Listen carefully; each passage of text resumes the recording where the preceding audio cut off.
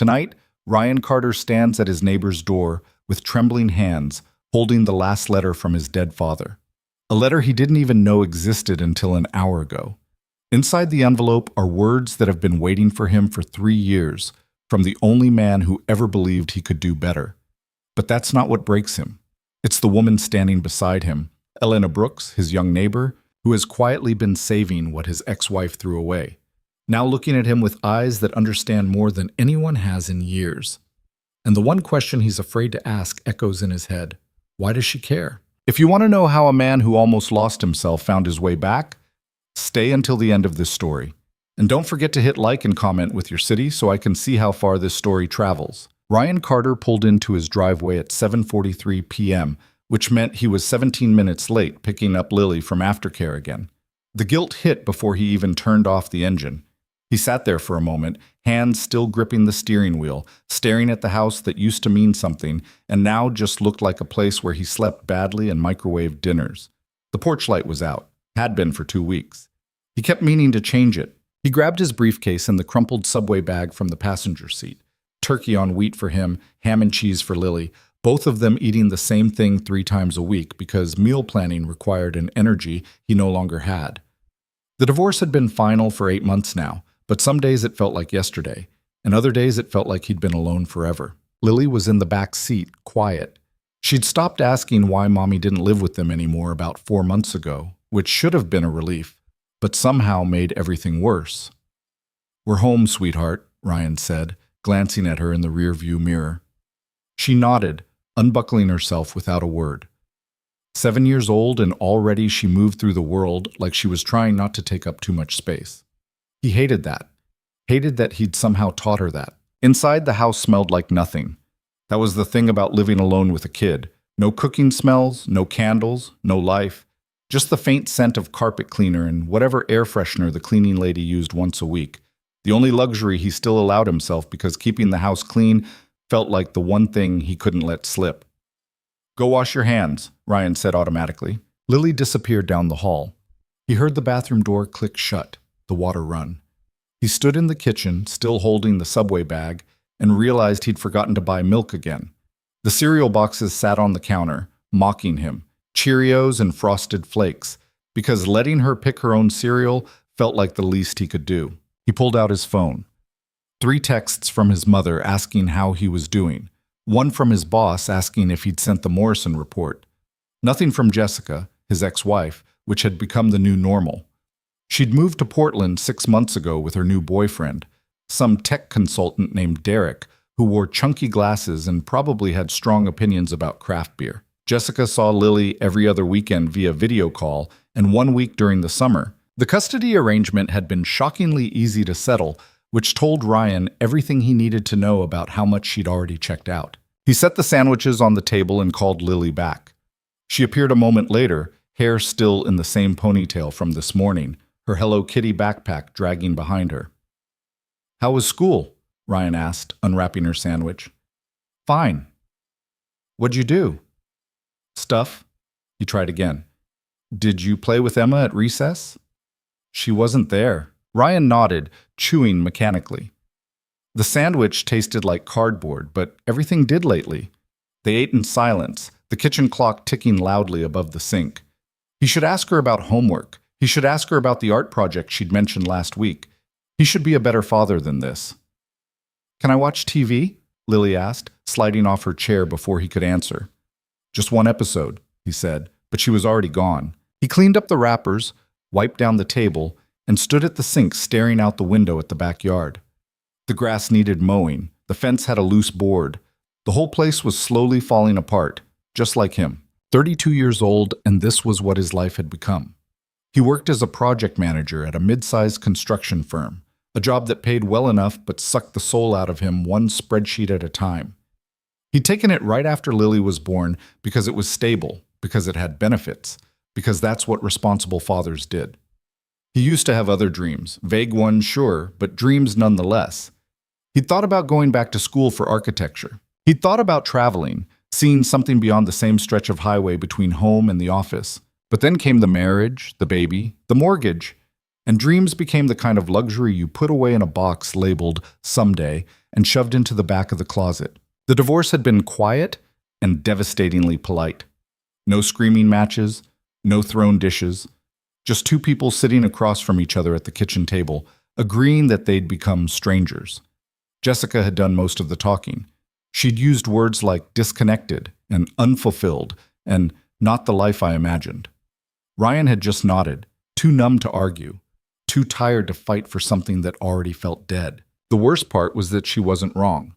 They had disconnected. He had checked out emotionally years before she finally said the words out loud. He'd buried himself in work and exhaustion and the daily grind of survival, and when he looked up, his wife was already gone. At 9:15, he got Lily into bed. She let him read 2 pages of Charlotte's Web before her eyes started closing. He kissed her forehead, turned off the light, and pulled the door halfway closed the way she liked it. Then he went to his own room, sat on the edge of the bed, and felt the weight of another day settle onto his shoulders like wet concrete. This was his life now. Work, pickup, dinner, bedtime, repeat. Weekends were worse. Endless hours trying to fill with parks and movies and activities that were supposed to make Lily feel normal, but only seemed to highlight how not normal everything was. He thought about pouring a drink. The bottle of whiskey in the kitchen cabinet was calling to him, had been calling to him more frequently lately. But he'd made a rule after the divorce, no drinking when Lily was in the house. It was a small rule, maybe even arbitrary, but it was one of the few boundaries he'd managed to keep.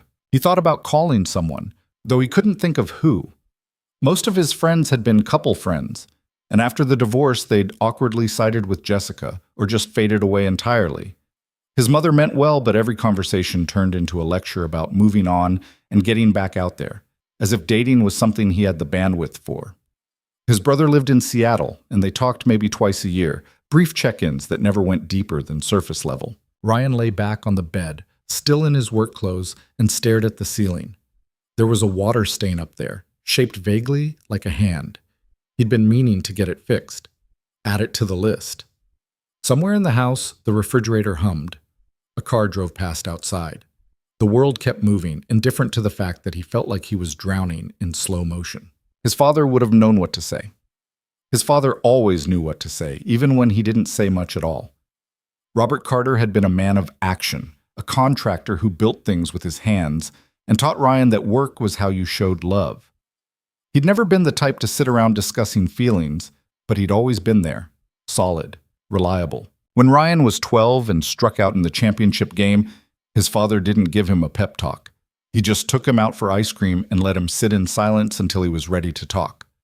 When Ryan got his heart broken at 16, his father handed him a hammer and put him to work building a fence in the backyard.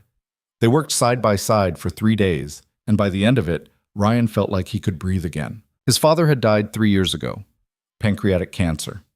6 months from diagnosis to funeral. Ryan had visited every weekend, sat in that hospital room that smelled like antiseptic and false hope, and they talked about nothing important. Sports, weather, how Lily was doing in preschool, all the safe topics that let them avoid the only conversation that mattered. Ryan never got to tell his father that he was scared, that his marriage was falling apart, that he didn't know how to be the man everyone needed him to be. And now it was too late. He must have dozed off because the next thing he knew, someone was knocking on his front door. Ryan blinked, disoriented. The clock on his nightstand read 10:17 p.m. He sat up, his shirt wrinkled, his mouth dry. The knocking came again, soft but persistent. He walked to the door, his mind running through possibilities. A neighbor with an emergency. Someone at the wrong house. Maybe his mother showing up unannounced again to check on him. He checked the peephole and saw her, Elena Brooks, his neighbor from 2 houses down. 26, maybe 27, with dark hair pulled into a messy bun and an oversized sweater that made her look younger than she probably was. He'd seen her around, watering her garden, checking her mail, occasionally waving when their paths crossed. They'd exchanged maybe 10 words total in the year she'd lived on the street. Ryan opened the door halfway. "Elena, is everything okay?" She smiled, and it wasn't the polite neighbor smile he expected. It was something warmer, something that reached her eyes. "Hi, Ryan. Sorry to bother you so late. Can I come in for a minute?" He hesitated. "Is something wrong with your house? Do you need help with something?" "No, nothing like that." She shifted a small cardboard box from one hip to the other. I have something I need to give you. It's important. Ryan glanced back toward Lily's room, then at Elena. Every instinct told him to politely decline, to say it was late and maybe they could talk tomorrow. But there was something in her expression, a quiet urgency that didn't match the casual way she was dressed. Okay, he said, stepping back. Come in. Elena walked past him, and he caught the faint smell of lavender and something else, maybe cinnamon. She looked around the living room, taking in the sparse furniture, the lack of decoration, the general emptiness of a house where people existed but didn't really live. You want something to drink? Ryan asked, more out of habit than hospitality. No, I'm good. Thanks. She set the box down on the coffee table and turned to face him. You've been missing something, Ryan. He stared at her. What? You've been missing something, she repeated, calmer now, like she'd been practicing the line. And I think it's time you got it back. Ryan felt a prickle of unease. Elena, I don't... Just open it, she said, gesturing to the box. Please. He sat down slowly on the edge of the couch, his eyes moving from her face to the box and back again. It wasn't wrapped, just a plain cardboard box with the flaps folded over each other. He reached out and pulled them open. Inside were papers, drawings, photographs, a small stuffed elephant he recognized immediately, Lily's favorite toy from when she was 3, the one Jessica said had gotten lost during the move. Where did you get this? Ryan asked, his voice tight. Elena sat down across from him, her hands folded in her lap. Your ex-wife threw them away, about 4 months ago. I saw her outside your house one night, loading boxes into her car. After she left, I checked the trash bins. These were in there. Ryan's throat closed up. He reached into the box and pulled out a drawing, a crayon picture of 3 stick figures holding hands under a yellow sun. The word family was written across the top in Lily's uneven handwriting. He remembered this. She'd made it in kindergarten, right before everything fell apart. Why would she throw this away? He whispered. I don't know, Elena said quietly, but I couldn't let it stay in the trash. He kept digging. There was a photo of him and Lily at the zoo, both of them grinning in front of the elephant enclosure. A Father's Day card Lily had made with macaroni glued to the front. A ticket stub from the first movie they'd seen together, some animated thing about talking animals. A birthday card he'd given Jessica their 2nd year together, back when he still wrote long messages about how much he loved her. Every item felt like a piece of his life that had been erased. Things that mattered. Things that told the story of who they'd been before everything crumbled. And then, at the bottom, an envelope. Ryan froze. His name was written on the front in handwriting he recognized instantly. His father's handwriting. Neat, precise, the letter slightly slanted to the right. What is this? Ryan's voice came out hoarse. Elena leaned forward. I don't know. It was with the rest of the stuff. I didn't open it. Ryan turned the envelope over. It was sealed, unopened. He checked the postmark. 3 years ago. 6 months before his father died. His hands started shaking. Ryan? Elena's voice seemed to come from far away. Are you okay? He wasn't okay. He was the furthest thing from okay. His father had written him a letter 3 years ago and he'd never seen it, which meant Jessica had hidden it, which meant for 3 years there had been words waiting for him, final words from the man who'd raised him, and he'd never known they existed. I need a minute, Ryan said, standing abruptly. Of course, I'll just... No, stay. The word came out sharper than he meant it. He softened his tone. Please, I need to read this. Elena nodded and settled back into the chair, giving him space. Ryan walked to the kitchen, his legs unsteady. He set the envelope on the counter and stared at it like it might explode. His father had been a man of few words, the kind of guy who showed love through actions rather than speeches. They'd had a complicated relationship. Ryan had spent most of his 20s trying to prove he didn't need his father's approval, only to realize too late that he'd wanted it desperately. When the cancer diagnosis came, it was already stage 4. 6 months, the doctors said. He'd lasted 5. Ryan had visited every weekend, sat in that sterile hospital room, and they'd talked about nothing. The Seahawks season, whether the rain would ever stop, how Lily was learning to write her name, all the surface-level conversations that let them avoid the terrifying intimacy of goodbye. His father died on a Tuesday morning. Ryan got the call at work. He'd been in a meeting about budget overruns, his phone buzzing on the table, and he'd ignored it. By the time he checked his messages, his father had been gone for 20 minutes. He'd gone numb after that. Functioned on autopilot through the funeral, through the process of sorting his father's belongings, through the endless casseroles from neighbors who didn't know what else to do. And then he'd buried the grief so deep, he'd almost convinced himself it wasn't there. Now, holding this letter, everything came rushing back. He tore open the envelope with trembling fingers and pulled out 2 sheets of notebook paper, folded in thirds. His father's handwriting covered both sides, the words cramped and careful. Ryan, I'm writing this because I'm not good at saying things out loud, and by the time you read this, I probably won't get another chance. The doctors say I have 6 months. I'm betting on 4, maybe less. I know my body, and it's done fighting. I want to tell you something I should have said years ago. You're a good man, better than I was at your age, better than I probably ever was.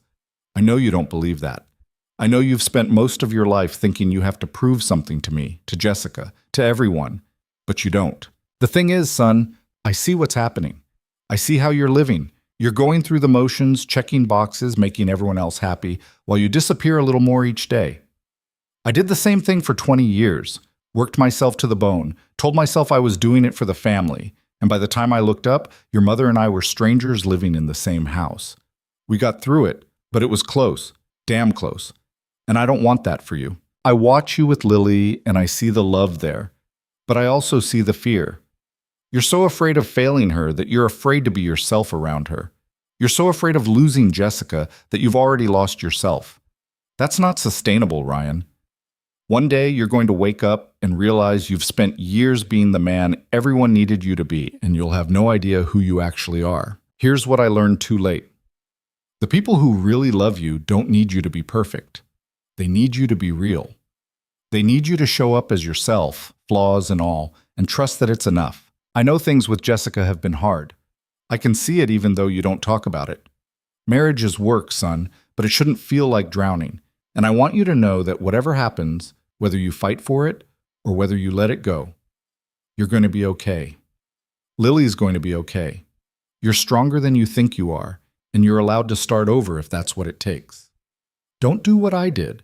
Don't wait until you're dying to figure out what actually matters. Be the father I should have been. Be honest with your daughter. Let her see you struggle. Let her see you recover. That's how she'll learn to do it herself. Don't hide your humanity from her. She needs to know that being imperfect is okay, that making mistakes doesn't make you a failure. And Ryan, find someone who sees you, really sees you. Not the version of you that pays the bills and shows up on time, but the guy who still laughs at stupid jokes and cares too much about things that don't matter and tries so damn hard even when he's tired. That guy deserves to be happy.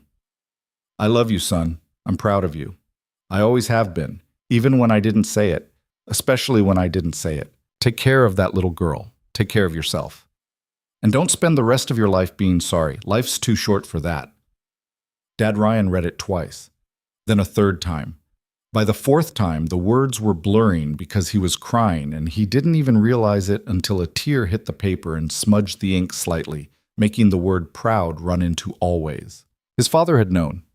He'd known that Ryan's marriage was falling apart. He'd known that Ryan was suffocating under the weight of trying to be everything to everyone. And he'd tried to warn him, tried to give him permission to choose differently, tried to tell him that it was okay to be human and flawed and struggling.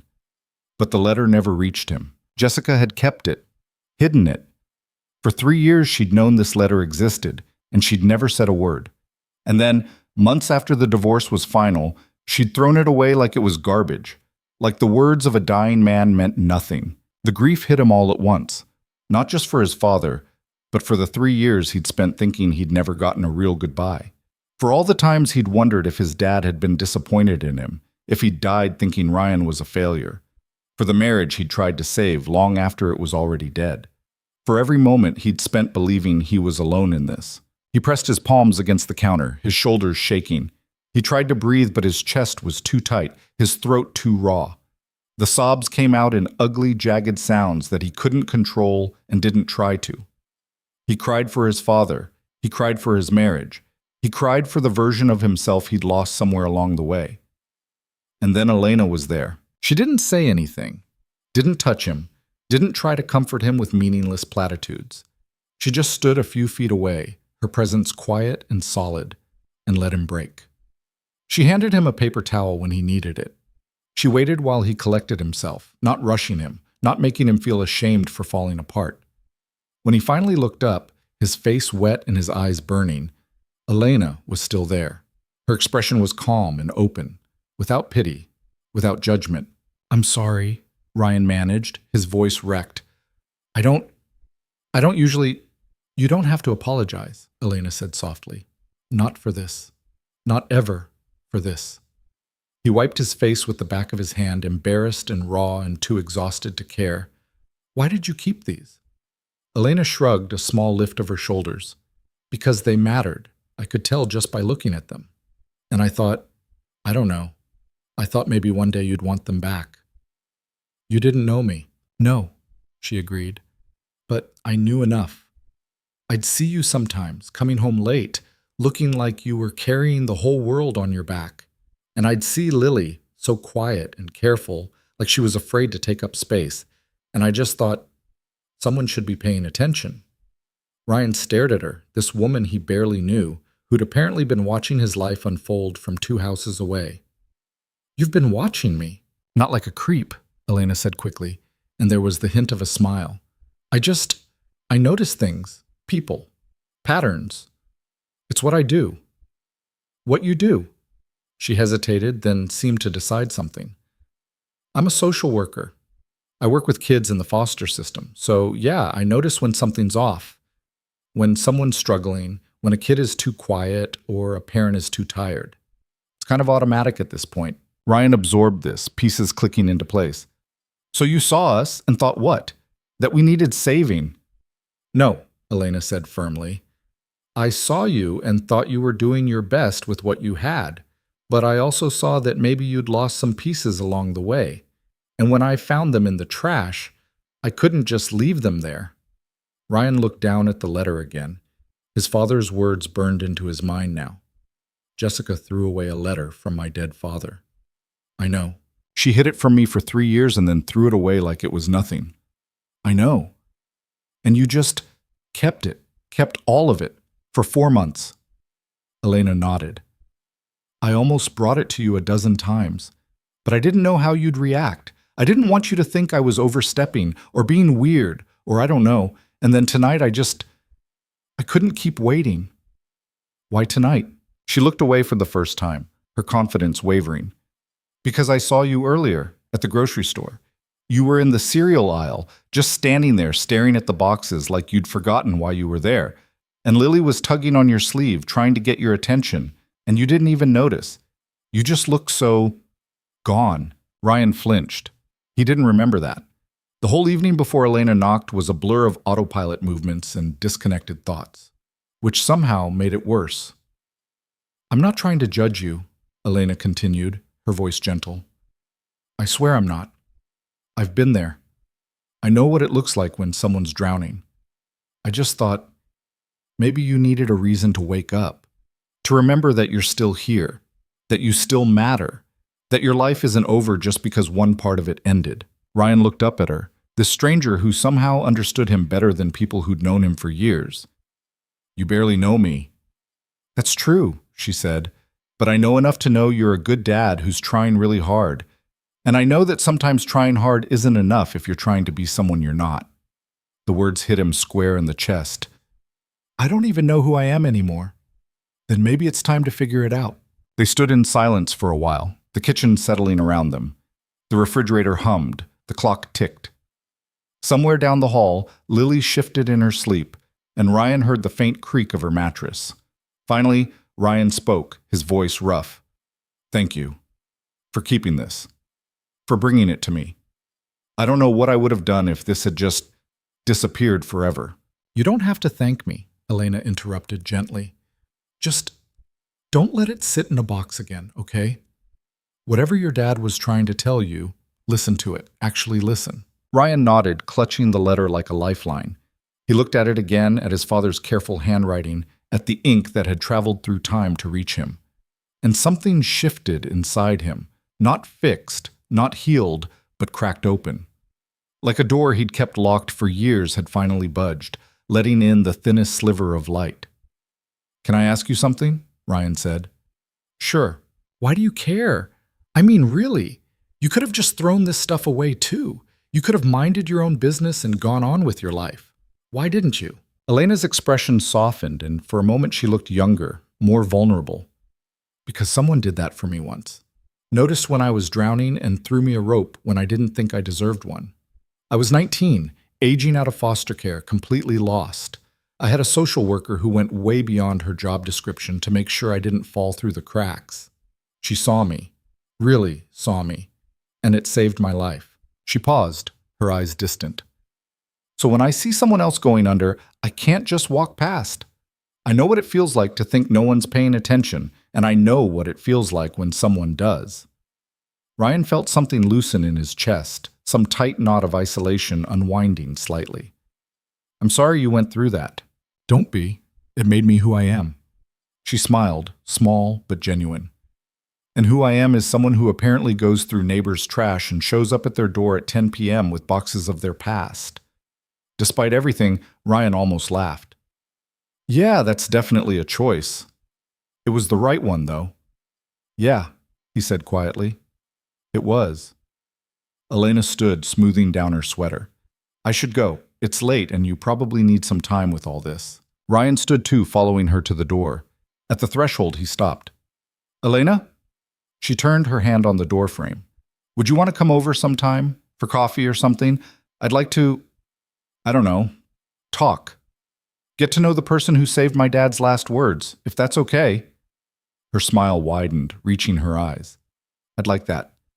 I make a mean pour-over, so I'll bring supplies." "You don't have to." "I want to," she said simply. "Besides, you'll need the good stuff after whatever's in your cabinet right now." After she left, Ryan stood in the doorway for a long time, holding the letter and watching her walk back to her house.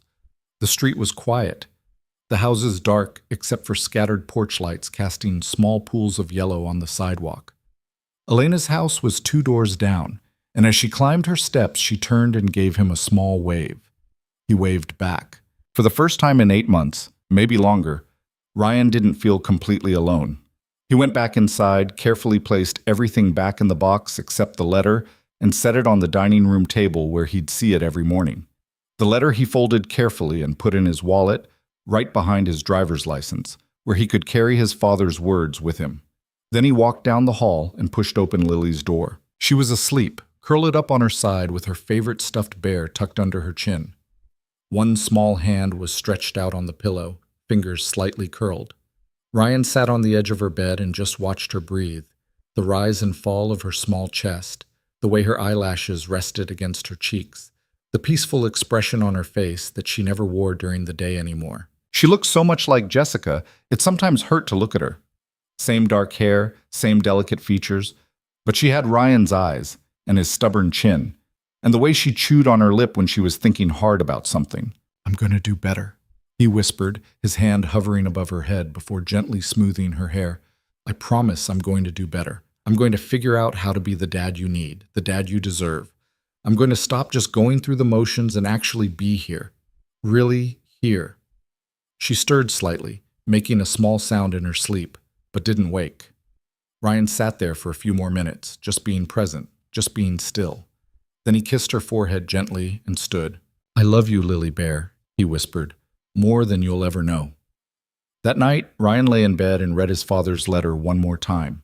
He traced the words with his finger, memorizing the curves and slants of his dad's handwriting. And when he finally fell asleep, sometime after midnight, it was the first real sleep he'd had in months. No tossing, no waking at 3 a.m. in a panic, no dreams about arguments with Jessica or missed meetings or forgotten responsibilities. Just sleep. Deep and dreamless and restorative. The next morning, Ryan woke up at 6:30 instead of hitting snooze until 7. He got up, showered, and actually looked at himself in the mirror instead of avoiding his reflection. He looked tired, older than 32, but there was something different in his eyes, a spark of something that hadn't been there yesterday. He went to the kitchen and, instead of pouring cereal, pulled out a mixing bowl. He found the pancake mix in the back of the cabinet, the one he'd bought months ago with good intentions and never used. He read the instructions, measured out the ingredients, and started mixing. The first pancake was a disaster, burnt on one side, raw in the middle. He scraped it into the trash and tried again. The second was better. By the third, he was getting the hang of it. When Lily shuffled into the kitchen at 7:15, rubbing her eyes and dragging Mr. Trunks behind her, she stopped dead. "What are you doing?" she asked, staring at him like he'd sprouted wings. "Making breakfast," Ryan said, flipping a pancake. "Thought we could try something different today." Lily climbed into her chair, suspicious but intrigued. She set Mr. Trunks on the table next to her. "Are they going to be good?" "Honestly, no idea, but we'll find out together." He set a plate in front of her, 2 pancakes, slightly misshapen but golden brown. He added syrup, cut them into pieces, and sat down across from her with his own plate. Lily took a careful bite. Her eyes widened. "These are good." "Yeah?" Ryan felt an absurd swell of pride. "Yeah, can we have these tomorrow too?" "Sure, if you want." They ate together, and for the first time in recent memory, there was actual conversation. Lily told him about a book her teacher had read in class. Ryan told her about a funny thing his coworker had said. Small things, normal things, the kind of easy back and forth they used to have before everything fell apart. After breakfast, Ryan helped Lily pack her backpack and made sure she had her homework folder. They were out the door by 7:50, which meant they had plenty of time, no rushing, no stress. At the school drop-off, Lily unbuckled her seatbelt and then paused. "Daddy?" "Yeah, sweetheart?" "I'm glad Mr. Trunks came back." Ryan smiled. "Me too. And I'm glad you made pancakes. I'm glad you liked them." She leaned over and hugged him, quick and fierce, then scrambled out of the car and ran toward the building. At the door, she turned and waved. Ryan waved back, his throat tight, and watched until she disappeared inside. Then he sat in his car for a minute, just breathing, just existing in a moment that felt lighter than any he'd had in months. At work, something was different. He actually focused during the morning meeting. He contributed ideas instead of just nodding along. When Linda asked if he was okay, he gave her a real answer instead of a deflection. "I'm working on it," he said. "Getting there." She looked surprised but pleased. "Good. It's nice to see you back." During lunch, Ryan sat in his car and pulled out his phone. He scrolled to Elena's contact. She'd given him her number last night, scribbled on a scrap of paper, and typed out a message. "Ryan, coffee this weekend? My place or yours?" 3 dots appeared almost immediately. "Elena, yours, I'll bring the good stuff. Saturday at 10? Ryan, perfect." He set the phone down and smiled. It was such a small thing, a coffee date with a neighbor, but it felt like the first step toward something he couldn't quite name yet, something that looked like possibility. That evening, he picked Lily up on time, early even. They stopped at the park on the way home, and instead of sitting on the bench scrolling through his phone like usual, he actually got out of the car and went to the playground with her. "Push me," Lily called from the swing. Ryan walked over and gave her a gentle push. "Higher," she yelled. "You sure? Higher, Daddy." He pushed harder, and she shrieked with delight, her legs kicking out in front of her, her hair flying. The sound of her laughter, real, unguarded laughter, hit him like a physical force. He couldn't remember the last time he'd heard it. "You're going so high," Ryan called. "I can see everything," Lily shouted back. For 20 minutes, he pushed her on the swing. Then she wanted to go down the slide, so he climbed up the ladder with her and slid down beside her, both of them landing in a heap at the bottom. She giggled. He laughed, and for those brief moments, everything else fell away.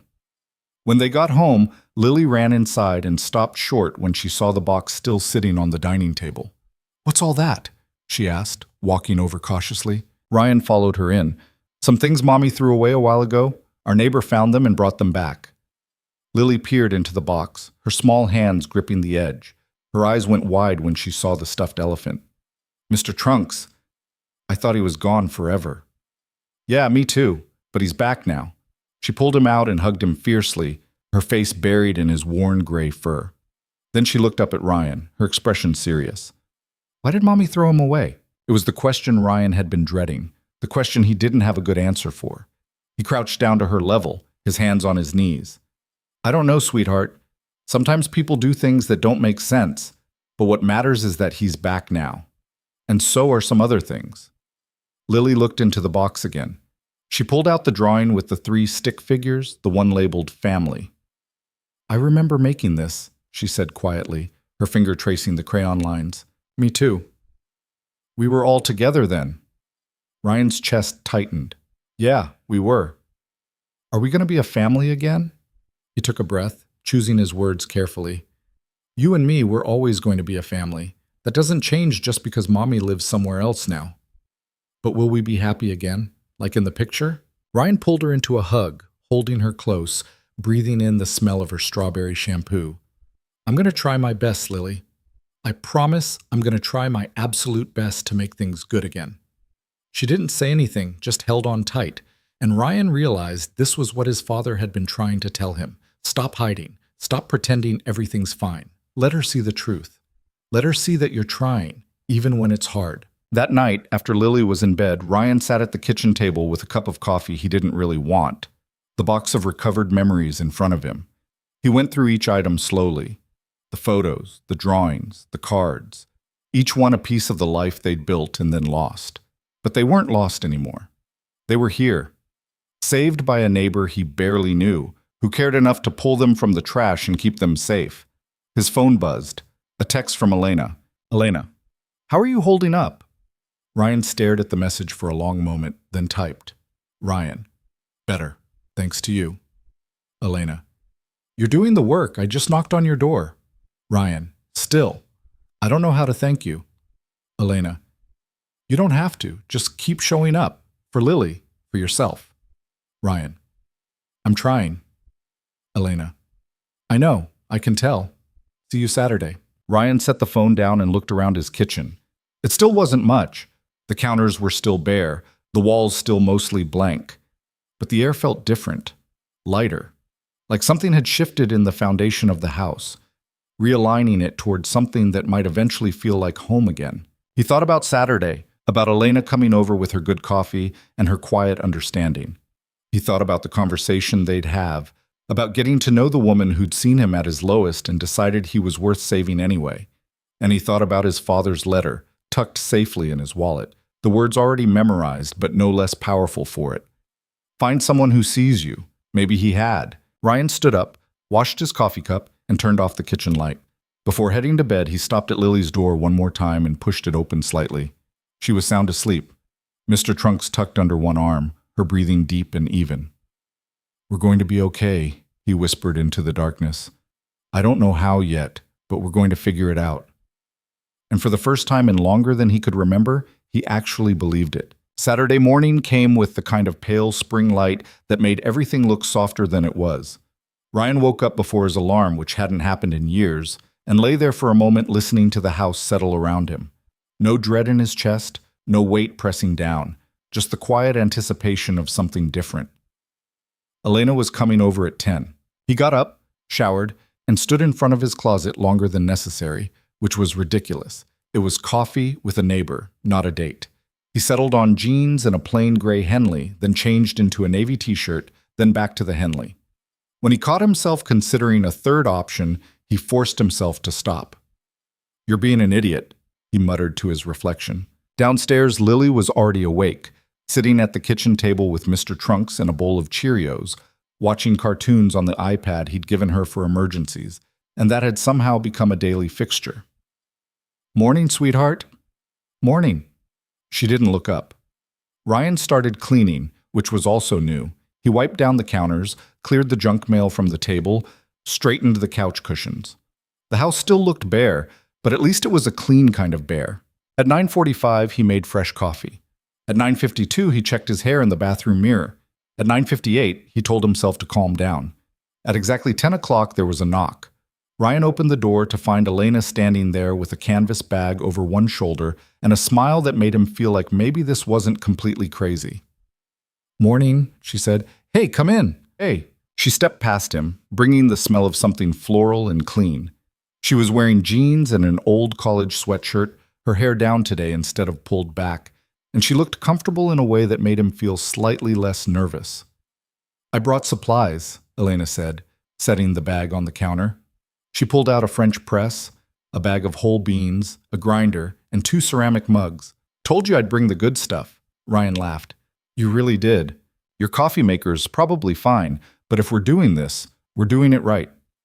While Elena set up, Lily appeared in the doorway, clutching Mr. Trunks and staring at the stranger in their kitchen.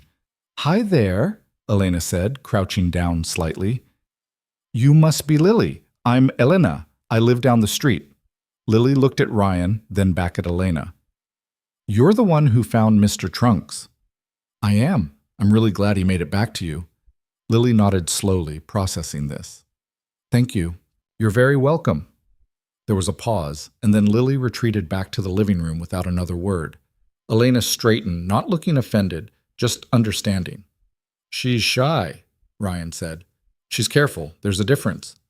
Elena started grinding the beans, the sound loud in the quiet kitchen. How's she been? Since the other night? Better, I think.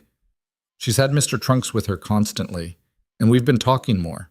Actual conversations instead of one-word answers. That's good. Yeah.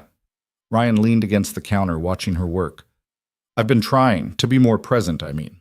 It's harder than it sounds. It's the hardest thing there is. Elena poured the grounds into the French press, then filled it with hot water from the kettle. Being present means you can't hide. You have to actually feel everything. Is that from your social work training? That's from being a human who learned the hard way. She set a timer on her phone. 4 minutes. They stood there in the kitchen, the smell of coffee filling the space between them, and Ryan realized he had no idea what to say next. All week he'd been looking forward to this, but now that she was here, he felt awkward and out of practice at normal human interaction. Elena saved him. So, how are you really doing after reading the letter? Ryan exhaled. Honestly, I don't know. Some moments I feel like I can actually breathe for the first time in years.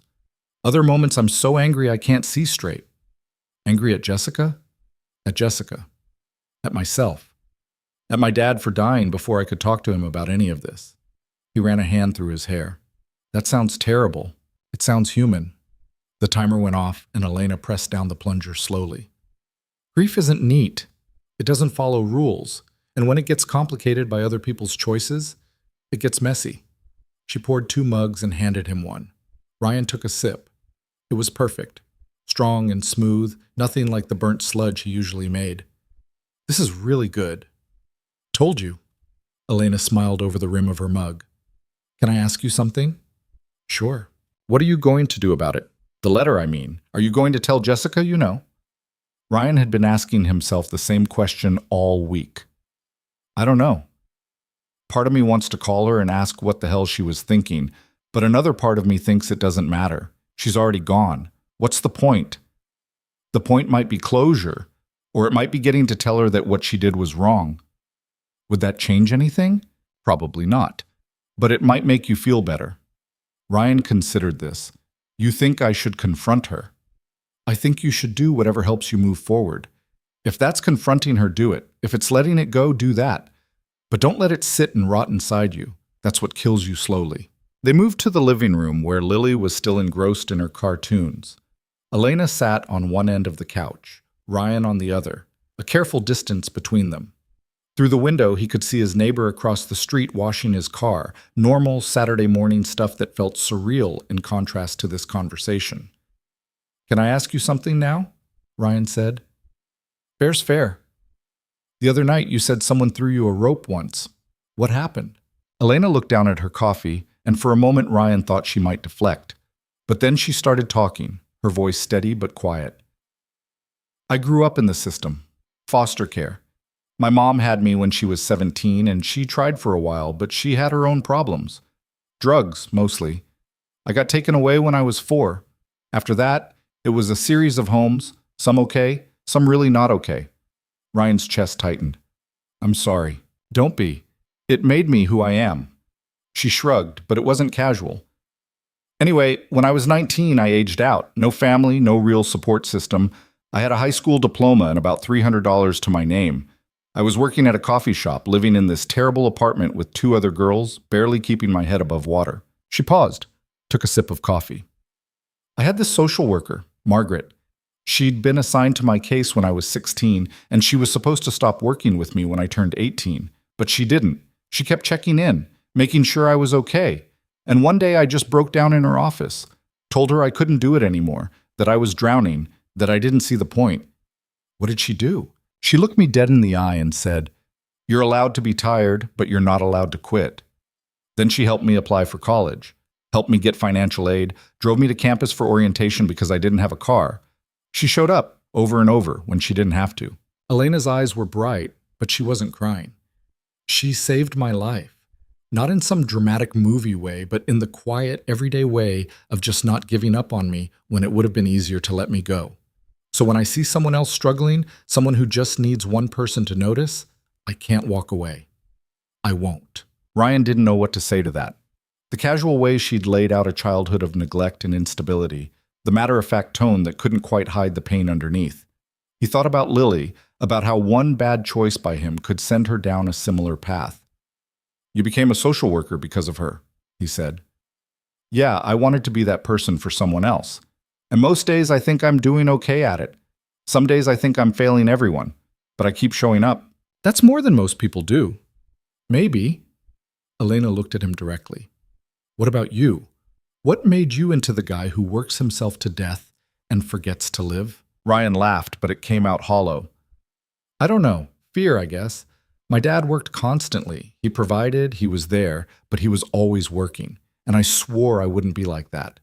But then I got married and had Lily, and suddenly I was terrified all the time. Terrified of not being enough, of failing, of letting everyone down. So I just kept pushing harder, thinking if I worked enough, earned enough, did enough, it would be okay. But it wasn't. No. I lost my marriage. I nearly lost myself. And I was so busy being afraid of failing that I didn't notice I already had." Lily wandered over then, interrupting the moment. She climbed onto the couch between them, Mr. Trunks in her arms, and leaned against Ryan's side. "Can we go to the park?" she asked. Ryan looked at Elena. "You want to come with us?" Elena smiled. "Sure, if that's okay with Lily." Lily considered this seriously. "Okay, but you have to push me on the swings." "Deal." They walked to the park 3 blocks away, Lily running ahead and then circling back, her energy infectious. The morning had warmed up, the sun breaking through the clouds, and Ryan felt something unfamiliar in his chest. Lightness, maybe. Or the beginning of it. At the playground, Lily made a beeline for the swings. Elena followed, and Ryan watched as she pushed his daughter, the two of them laughing about something he couldn't hear from where he stood. He pulled out his phone, intending to check email, then stopped himself. Put it away. Sat on the bench and just watched. After the swings, Lily wanted to climb on the jungle gym. Elena stayed with her, spotting her on the higher parts, talking easily in a way that made Lily's guardedness start to crack. Ryan could see it happening. His daughter, who'd been so quiet and withdrawn for months, starting to open up. An hour later, they headed back. Lily walked between them, her hand occasionally reaching out to grab Ryan's, then letting go, then reaching out again. When they got to the house, Elena said she should probably get going. "Thank you for the coffee," Ryan said, "and for coming to the park. Thank you for letting me intrude on your Saturday." "You didn't intrude." Elena smiled. "I'll see you around then." "Yeah, definitely." After she left, Lily turned to Ryan. "I like her." "Yeah, how come?" "She listens. Like actually listens. Not like when grown-ups pretend to listen, but they're really thinking about other stuff." Ryan crouched down.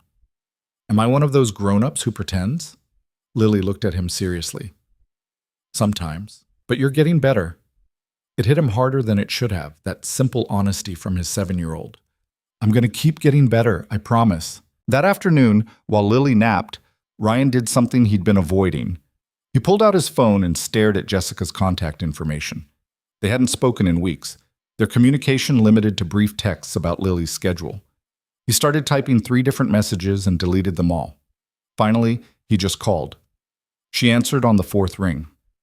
"Ryan, is everything okay? Is Lily—" "Lily's fine. I need to talk to you about something." There was a pause, and he could hear voices in the background. Derek, probably.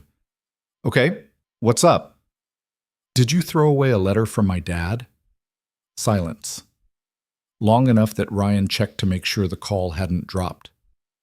Jessica? I don't know what you're talking about. Her voice had gone careful, defensive. A letter. From my dad. Written 3 years ago. It was in a box with some of Lily's things. Did you throw it away? Another pause, then quietly, how did you find that? Ryan's hand tightened on the phone. So you did. You hid a letter from my dying father and then threw it away like garbage. Ryan, it's not what? Not that bad? Not a big deal? His voice was rising. He forced himself to take a breath. What were you thinking? I was thinking it would make things harder. Jessica's voice had an edge now. You were already a mess after he died. Reading some letter wasn't going to help. That wasn't your decision to make. We were still married. I was trying to protect you. By lying, by hiding something that important, by keeping you from falling apart more than you already were. She sighed, and he could hear the frustration. You shut down after he died, Ryan. Completely shut down. You wouldn't talk about it, wouldn't deal with it. You just worked more and said even less. That letter would have broken you. So instead, you let me spend 3 years thinking he died without saying goodbye. You let me think he was disappointed in me. You took that choice away from me. I was trying to help. You were trying to control things, like you always did. Ryan stood up, pacing. You know what the worst part is? It's not even that you hid it. It's that you threw it away after we divorced. Like it didn't matter. Like he didn't matter. That's not fair. None of this is fair, Jessica. There was a long silence. When she spoke again, her voice was smaller. I'm sorry. I thought I was doing the right thing at the time. Maybe I wasn't, but I can't change it now. Ryan closed his eyes. No, you can't. Is that all you wanted to say? Yeah, that's all. She hung up without saying goodbye. Ryan stood there holding his phone, feeling hollowed out and somehow relieved at the same time. He'd said it. He'd told her it was wrong. It didn't fix anything, didn't bring his father back, didn't change the past.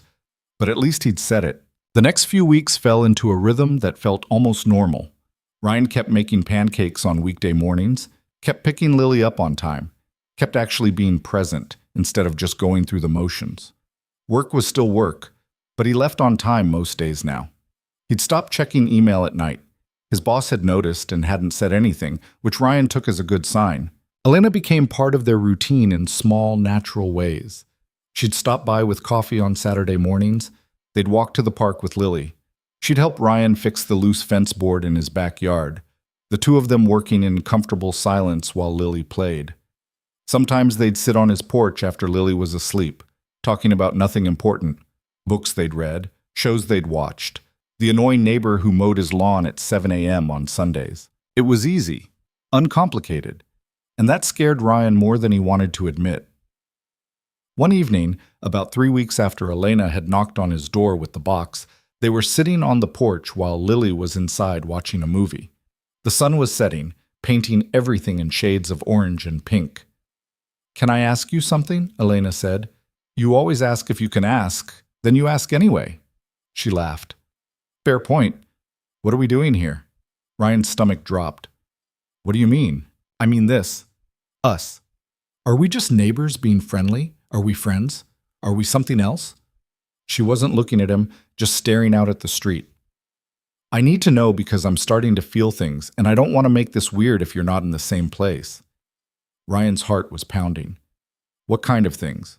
The kind where I look forward to seeing you more than I probably should, where I think about you when I'm not here, where I want to know everything about you, not just the surface stuff. She finally looked at him. So I need to know. What is this? He should have an answer ready. He'd been thinking about her constantly, too, had caught himself smiling at nothing when he remembered something she'd said. But saying it out loud made it real, made it something he could fail at. I don't know, Ryan said honestly. I haven't done this in a long time, and the last time I did, it ended badly. I'm not Jessica. I know, but I'm still the same guy who couldn't make it work, the same guy who shut down instead of opening up. What if I do that again? Elena turned to face him fully. Then you do it, and we deal with it. But you don't get to not try because you're afraid of failing. That's not living, Ryan. That's just existing in a smaller and smaller box until there's no room left to breathe. Is that what I'm doing? I think you've been doing it for years, and I think you're tired of it. I think you want something different, but you're scared to reach for it because what if it disappears? What if you're not good enough? What if you mess it up? She paused. But here's the thing. You're already messing it up by not trying. Ryan felt like he'd been punched. That's harsh. It's true, and you know it. He did know it. He'd known it since he read his father's letter. Find someone who sees you. Elena saw him, had seen him from the beginning, and instead of running, he'd been frozen in place, afraid to move forward or back. I like you, Ryan said, the words feeling clumsy and inadequate. I think about you all the time, when I'm at work, when I'm making breakfast, when I'm doing literally anything. And it terrifies me because what if I screw this up too? What if I'm not ready? What if... Elena leaned over and kissed him. It was quick, barely more than a press of lips, but it shut his brain off completely. When she pulled back, she was smiling. Stop thinking so much, she said. I don't know if I can. Then let me help you. She took his hand, lacing their fingers together. We'll figure it out as we go. No pressure, no expectations. Just two people who like each other seeing where it goes. Can you do that? Ryan looked at their joined hands, at the way hers fit perfectly in his. He thought about his father's letter, about the years he'd wasted being afraid, about Lily asking if they'd be happy again. Yeah, he said, I can do that. They sat like that as the sun finished setting, hands intertwined, not talking, just being. And for the first time in longer than Ryan could remember, the silence felt full instead of empty. Inside, the movie ended and Lily called out for him. Ryan squeezed Elena's hand once before letting go and standing up. I should go. I'll see you tomorrow. Tomorrow? It's Sunday. I make French toast on Sundays. Thought maybe you and Lily would want to come over. Ryan smiled. We'd like that. After Elena left, Ryan got Lily ready for bed. She was chatty tonight, telling him about every detail of the movie, and he listened to all of it, asking questions, engaging instead of just nodding along. When he tucked her in, she grabbed his hand before he could leave. Daddy? Yeah, sweetheart? Are you and Elena going to be boyfriend and girlfriend? Ryan's face heated. Where did that come from?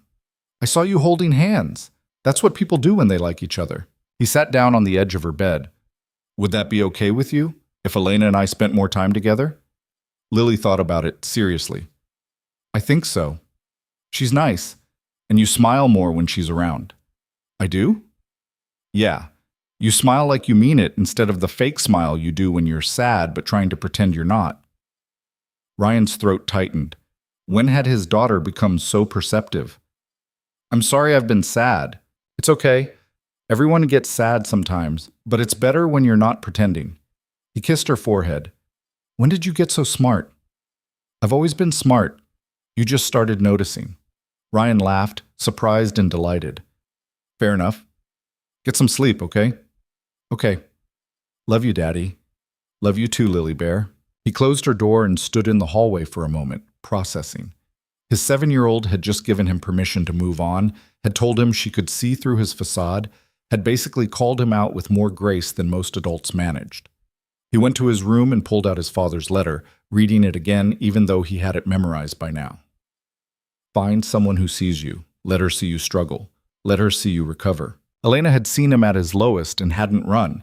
She'd seen him messy and broken and barely holding it together, and she'd decided he was worth the effort anyway. Maybe it was time to stop being afraid of that. The next morning, Ryan woke up to Lily jumping on his bed. We're going to Elena's for French toast. I'm aware, Ryan said, trying to shield his face from small flying feet. That doesn't mean you get to use me as a trampoline. But I'm excited. I can tell. They got ready and walked down to Elena's house at 9. Ryan had been inside exactly once, briefly, and he'd barely registered anything. But now, in daylight, he noticed things. The house was small but warm, full of plants and books and bright colors. Nothing matched, but somehow it all fit together. It felt lived in, loved, like the opposite of his own sterile space. Welcome, Elena said, opening the door. She was wearing pajama pants and an old t-shirt, her hair messy, no makeup. She looked beautiful. Lily ran inside immediately, drawn to the bookshelf in the living room. Elena smiled at Ryan. Coffee's ready. French toast will be about 10 minutes. They worked together in the kitchen, Elena cooking while Ryan set the table. Lily found a children's book about dinosaurs and settled on the couch to read it. The morning felt domestic and easy, like they'd done this 100 times before. Over breakfast, Lily peppered Elena with questions. Do you have any pets? What's your favorite color? Can you do a cartwheel? Elena answered each one seriously, and Ryan watched the two of them connect, his daughter slowly lowering her walls. After they ate, Lily asked if she could watch TV. Elena said yes and showed her where the remote was. Then she and Ryan stepped out onto the back porch. The backyard was even more impressive than the house. Flower beds everywhere, a small vegetable garden, a bird feeder hanging from a tree. It was wild and colorful and so clearly tended with care. You did all this? Ryan asked. Therapy, Elena said. I started gardening a few years ago when work was getting to me. Turns out digging in dirt is really good for processing trauma. Is it working? Most days. She sat on the porch steps and Ryan joined her. Some days I still feel like that 19-year-old who didn't know if she'd make it. But then I look at what I've built and I remember I'm not her anymore. Ryan looked at the garden, at the life she'd created from nothing. I want that sense of building something. I feel like I've been tearing things down for years. So start building. I don't know how. Yes, you do. You've already started. The pancakes, showing up for Lily, being honest about how you feel, those are all small builds. She bumped his shoulder with hers. Rome wasn't built in a day and all that. They sat in comfortable silence for a while, the morning sun warm on their faces. From inside, they could hear the faint sound of cartoons. Thank you, Ryan said quietly. For what? For not giving up on me. For seeing something worth saving when I couldn't see it myself. Elena took his hand again, the gesture already feeling natural. You don't need saving, Ryan. You just needed someone to remind you that you're still here, that you still get to choose what comes next. And what if I choose wrong? Then you choose again. That's the whole point. You're not locked into anything. Life isn't one big, irreversible decision. It's 1,000 small ones, and you get to keep making them until you get it right. Ryan thought about that. About all the years he'd spent feeling trapped by choices he'd made, by the life he'd built that didn't fit anymore, about how he'd forgotten that he could just choose differently. I want to try, he said, with you, for real. Not just seeing where it goes, but actually trying. Elena smiled, and it lit up her whole face. Okay, let's try. She leaned in and kissed him again, longer this time, sweet and unhurried. When they broke apart, Ryan was smiling too. From inside, Lily called out, Are you guys kissing? That's gross. They both laughed, and Elena called back, Super gross! I'm telling everyone at school. Please don't, Ryan muttered, but he was still smiling. They went back inside, and Lily made them watch the rest of her show with her, wedging herself between them on the couch. Ryan caught Elena's eye over Lily's head, and something passed between them. Understanding, maybe, or possibility. Whatever it was, it felt like the start of something real. The weeks that followed were good. Better than good. Ryan felt like he was waking up from a long sleep, noticing things he'd stopped seeing. The way sunlight hit the kitchen in the morning, the sound of Lily's laugh, the smell of fresh coffee, small things that had been there all along but that he'd been too numb to appreciate. Elena became a fixture in their lives. She had dinner with them twice a week. She helped Lily with her homework when Ryan got stuck on the new math they were teaching. She fixed the dripping faucet in the bathroom and taught Ryan how to properly water the half-dead plant on his kitchen counter. And slowly, carefully, Ryan let himself fall. He fell for the way she listened when he talked about work frustrations. He fell for how she made Lily laugh. He fell for her terrible singing voice in the car and the way she always ordered the weirdest thing on the menu just to try it. He fell for how she called him out when he was spiraling and praised him when he pushed through something hard. But most of all, he fell for how she made him feel like he could be himself. Messy, uncertain, still figuring it out. And that was enough. One night, about 2 months after that first Saturday morning coffee, Ryan and Elena were sitting on his porch after Lily had gone to bed. It had become their routine, this quiet time when the day was done and they could just exist together. I have to tell you something, Elena said. Ryan's stomach clenched. Okay. I got offered a job in Seattle. It's a program director position at a nonprofit that works with foster youth. Big opportunity. More money, more impact, all that. The world tilted. Are you taking it? I don't know. I wanted to talk to you first. Why? She looked at him like he was being deliberately dense. Because of this. Because of us. Because I don't want to leave if we're building something real here. Ryan's mind was racing. Seattle. That was across the country. That was the end of whatever this was before it really began.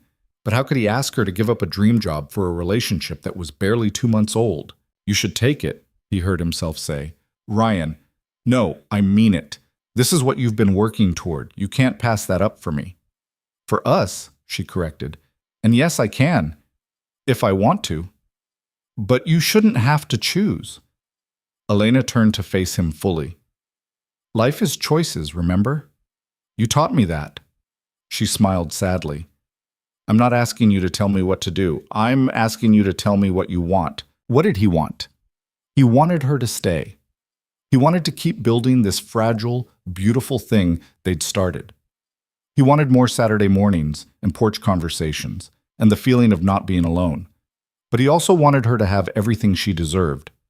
I want you to be happy, Ryan said finally. That's a cop-out, and you know it. I want you to stay, but I can't ask you to give up your career for a relationship that's barely started. What if I want to? Then you're making a mistake. Elena's expression hardened. Don't do that. Don't make this decision for me. Don't decide what I should want or what's best for me. I get enough of that from everyone else. I thought you were different. I am. No. You're doing the same thing you always do. You're protecting yourself by pushing me away before I can leave on my own terms. You're so afraid of being hurt that you'll sabotage this before giving it a real chance. The words hit like physical blows. That's not what I'm doing, isn't it? You're telling me to take a job I haven't even decided I want just so you can say you did the noble thing. But really, you're just scared. Ryan stood up, anger flaring. Of course I'm scared. Everyone I've ever cared about has left. My mom remarried and moved away. My dad died. Jessica walked out. Why would you be any different? Because I'm choosing to stay. Elena was standing now too, her voice rising. I'm choosing you, Ryan. I'm choosing this messy, complicated thing we're building, but you have to let me. You have to stop deciding for both of us what's going to happen.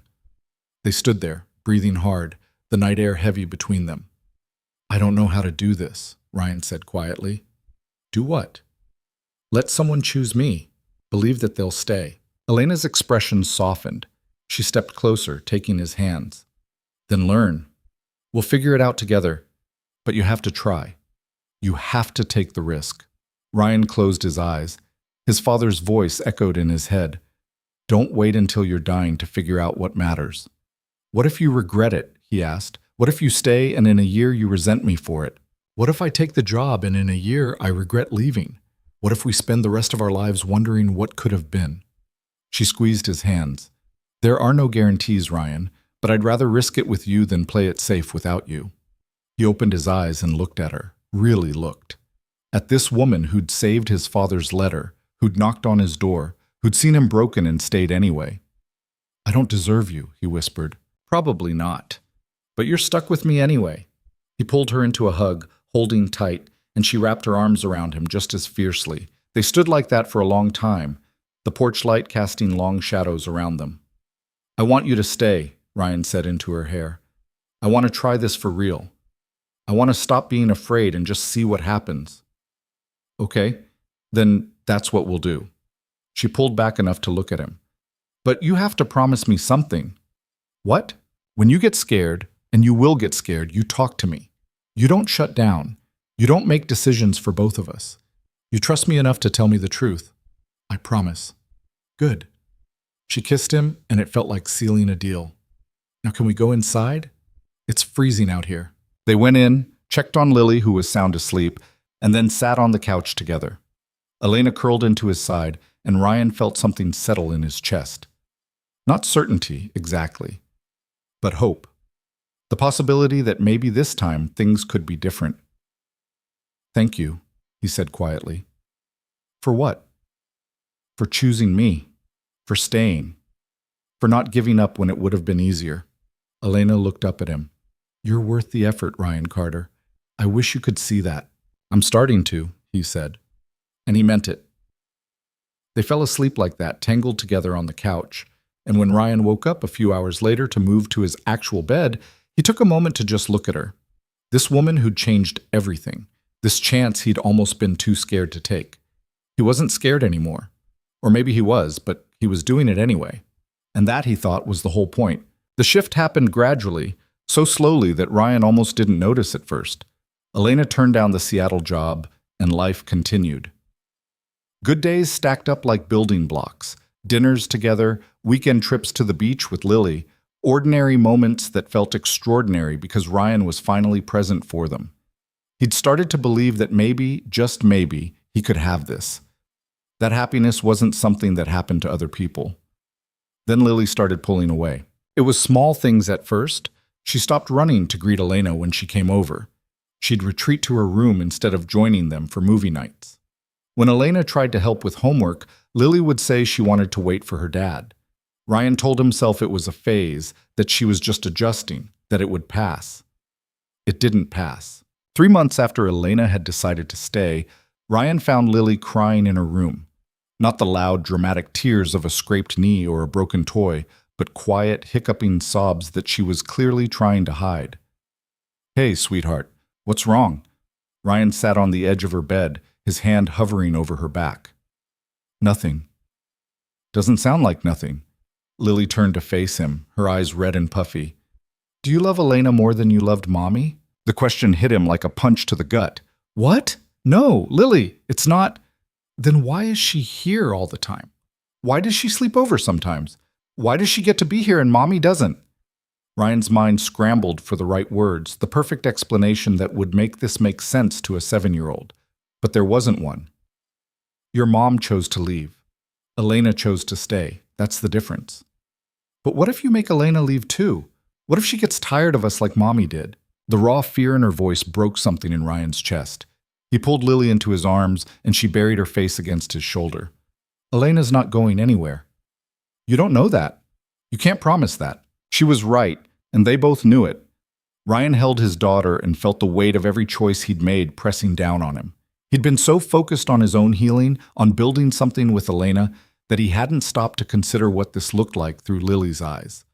Another woman in her father's life. Another person who could leave. "You're right," Ryan said quietly. "I can't promise she'll stay forever. But I can promise that I'm not going anywhere. You and me, we're solid, no matter what happens with anyone else." Lily pulled back, wiping her nose on her sleeve. "But what if you have to choose between me and her?"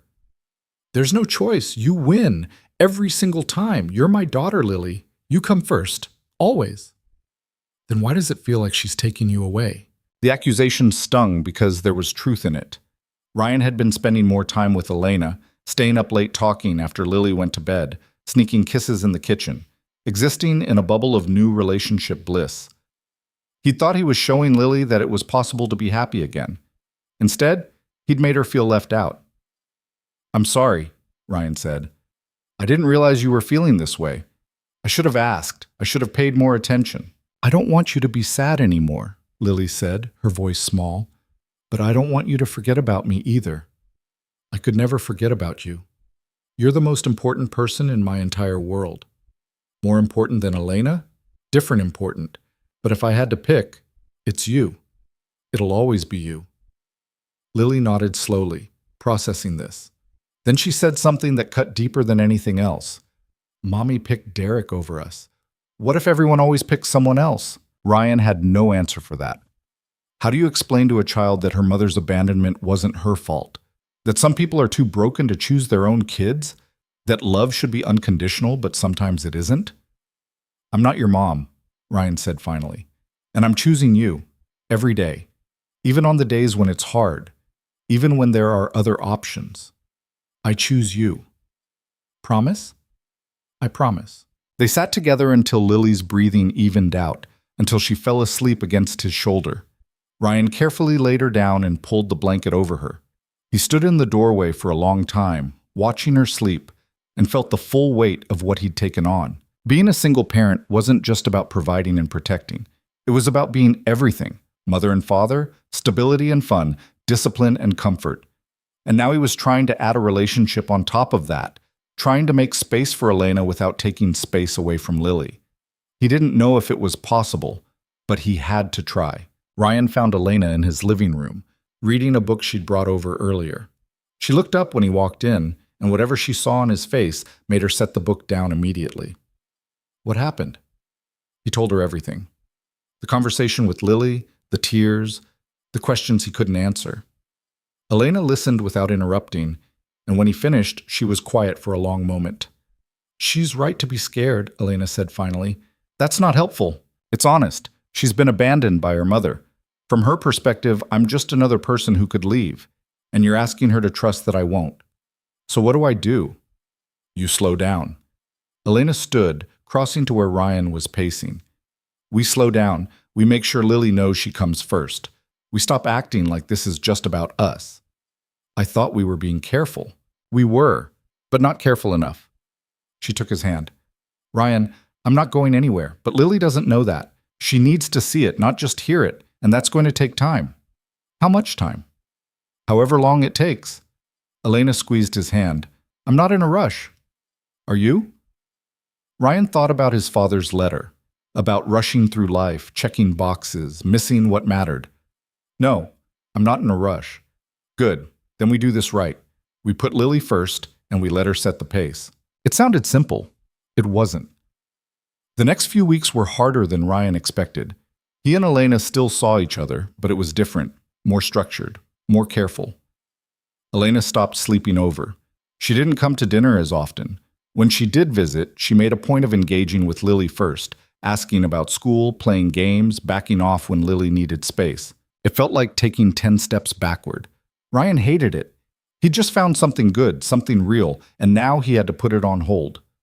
Some nights, after Lily was asleep, he'd sit on the porch alone and wonder if this was sustainable, if Elena would eventually get tired of playing second fiddle to a 7-year-old's insecurities. One Saturday afternoon, about a month into their new careful routine, Ryan's mother showed up unannounced. She had a habit of doing that, appearing at his door with casseroles and unsolicited advice, her way of checking that he hadn't completely fallen apart after the divorce. "Hi, honey," Patricia Carter said, brushing past him with a Tupperware container. "I made chicken and rice. Where's my granddaughter?" "At Emma's house. Playdate." "Good. Then we can talk." Ryan's stomach sank. "About what?" Patricia set the container on the counter and turned to face him, arms crossed. "About the woman I saw leaving here at midnight last week." "Mom, I'm not judging Ryan. I'm just worried." "You're always worried. Because you have a 7-year-old daughter who just went through a divorce, and now you're bringing women around. What are you thinking?" Ryan counted to 5 before responding. "Her name is Elena. She's not just a woman. And yes, I'm dating her. Is that a problem?" "It is if you're not thinking about how this affects Lily." "I am thinking about Lily. That's all I think about." Patricia softened slightly. "I know you are, sweetheart, but you've been through so much. You both have.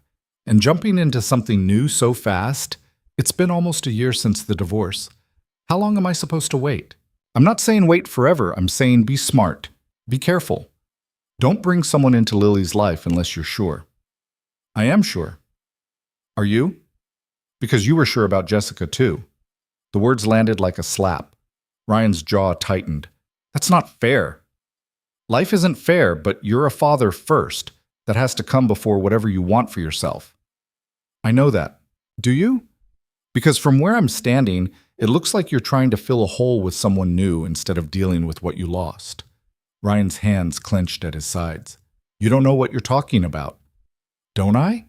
"Your father did the same thing after his first marriage ended, jumped right into the next thing without processing what went wrong. And look how that turned out." "That was different." "Was it? Or are you making the same mistakes he did?" Ryan wanted to yell, wanted to tell her to leave, to mind her own business, to stop comparing him to a man who'd died without teaching him how to do any of this. But Lily would be home in an hour, and he couldn't afford to have that conversation now. "Thanks for the casserole," Ryan said flatly. "I need to pick up Lily." Patricia sighed. "I'm not trying to hurt you, honey.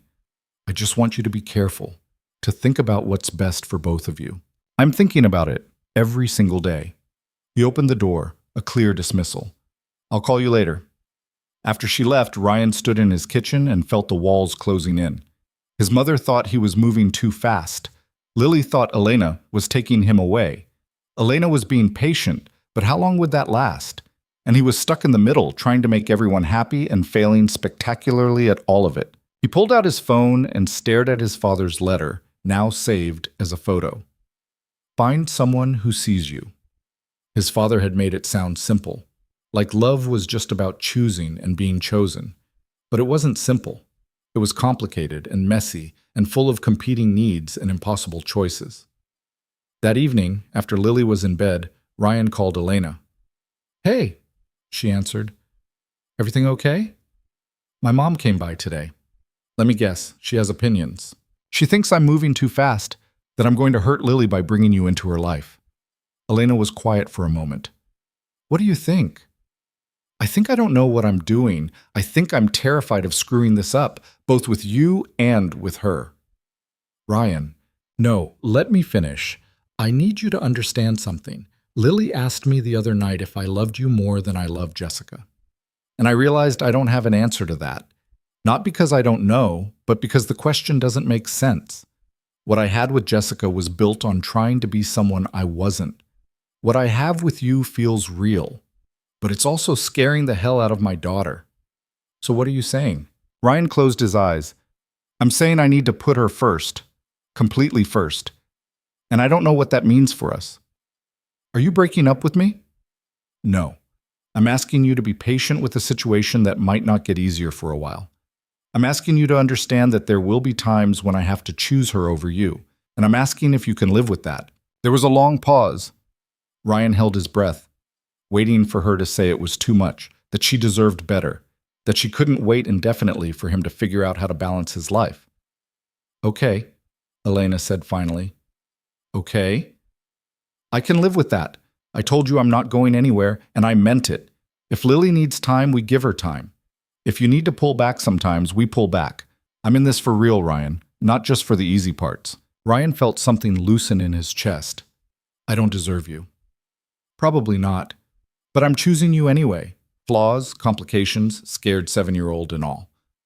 "Thank you. Don't thank me. Just talk to me when it gets hard instead of making decisions alone. Deal?" "Deal." After they hung up, Ryan sat in the dark and let himself feel the relief. Elena was staying. She understood.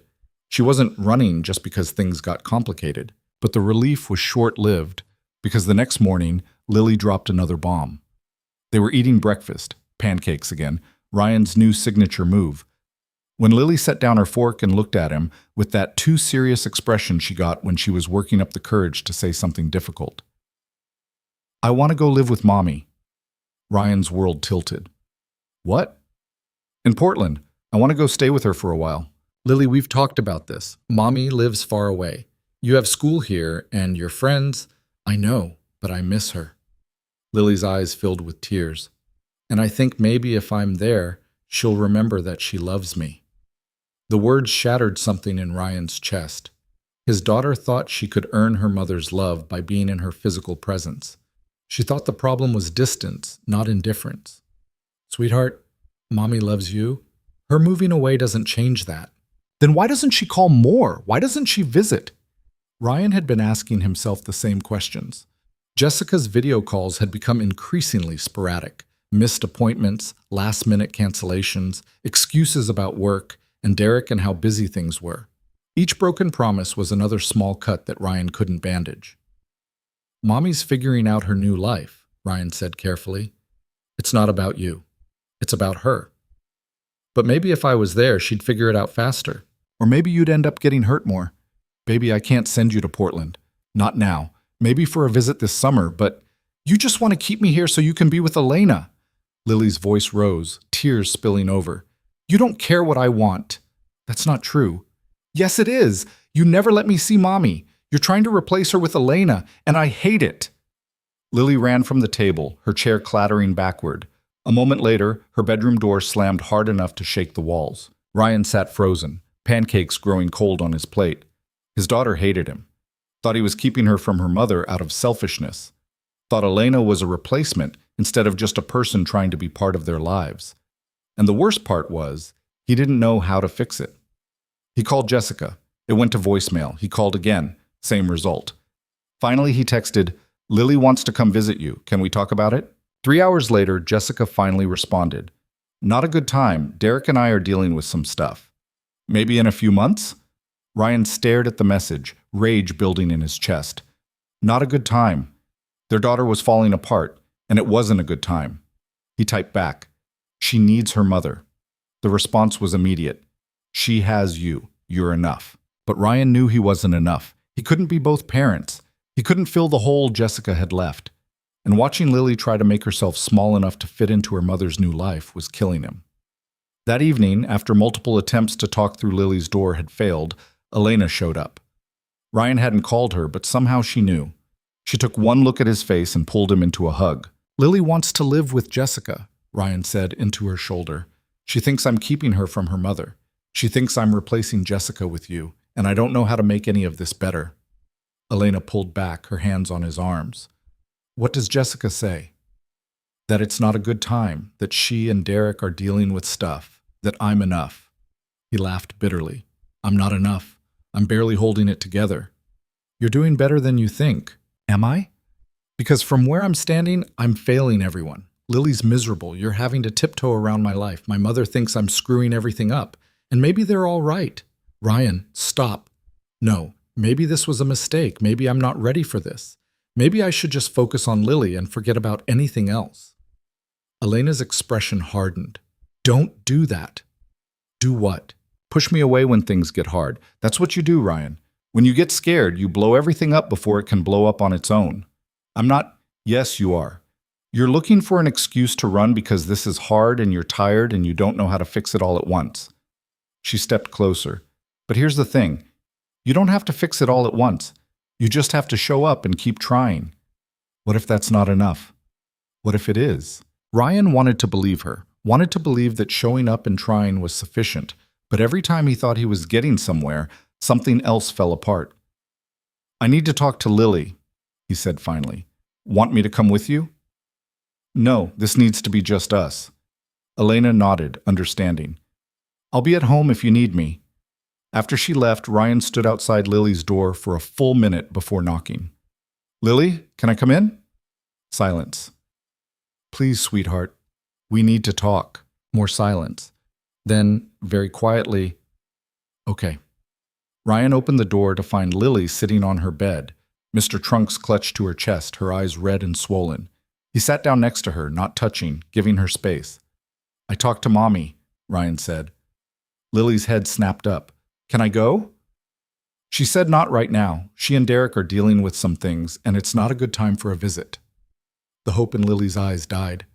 "See, she doesn't want me." "That's not what she said." "But that's what she means." Lily's voice was flat, older than 7. "She doesn't want me there. She just wants her new life with Derek." Ryan's heart broke for the 100th time. "Baby, I'm so sorry. It's not your fault. I know, but I wish I could fix it." Lily was quiet for a long moment. Then she said, "Is Elena going to leave too?" "I don't know what the future holds, but she's here now, and she cares about you, about both of us." "But what if she decides we're too much? What if she gets tired of me being sad all the time?" Ryan pulled Lily into his arms, and this time she didn't resist. "Then she's not the right person for us. But I don't think that's going to happen. I think she's in this for real." "How do you know?" "Because she already knows we're a mess, and she's still here." Lily hiccuped a laugh against his chest. "We are kind of a mess. The messiest, but we're figuring it out, together." They sat like that until Lily's breathing evened out, until the tension in her small body released. Ryan held his daughter and made a silent promise to himself and to her. He wouldn't let his own fear of being alone make decisions for them. He wouldn't rush into anything. He would take it one day at a time, putting Lily first, and trusting that the right things would fall into place. Or they wouldn't, and that would have to be okay too. The following weeks were a test of patience Ryan didn't know he had. He cut back on time with Elena even more, focusing everything on Lily. They started seeing a therapist together, a kind woman named Dr. Martinez who specialized in children of divorce. In those sessions, Lily finally started saying the things she'd been holding back. That she felt guilty for not being enough to make mommy stay. That she was angry at Ryan for moving on. That she was scared Elena would leave and it would be her fault. Each revelation was a knife to Ryan's chest. But Dr. Martinez said it was progress, that Lily needed to voice these fears before she could move past them. Ryan wasn't sure he believed in progress anymore. Some days felt like moving forward. Others felt like drowning in the same place. But he kept showing up, kept trying, kept putting one foot in front of the other. And slowly, so slowly he almost didn't notice, things started to shift. Lily began sleeping better, stopped flinching when Elena's name came up, even asked one Saturday morning if Elena could come to the park with them. It was a small thing, but it felt monumental. At the park, Ryan watched Lily and Elena on the swings, the two of them laughing about something he couldn't hear. And for the first time in weeks, he let himself hope that maybe this could work, that maybe they could find a way to be a family, unconventional and imperfect, but real. That night, after Lily was asleep, Elena stayed. They sat on the porch, like always, but this time Ryan took her hand without hesitation. "Thank you," he said. "For what?" "For staying, for being patient, for not giving up when it got hard." Elena squeezed his hand. "You're worth it. You both are." "I don't know if I believe that yet." "That's okay. I believe it enough for both of us." They sat in comfortable silence, the night settling around them. Ryan thought about his father's letter, about all the advice he'd been too scared to follow, about how love wasn't about being perfect or having all the answers.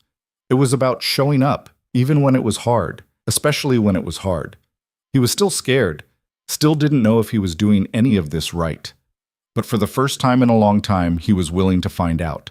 And that, he thought, might be enough. The breakthrough came on an ordinary Tuesday.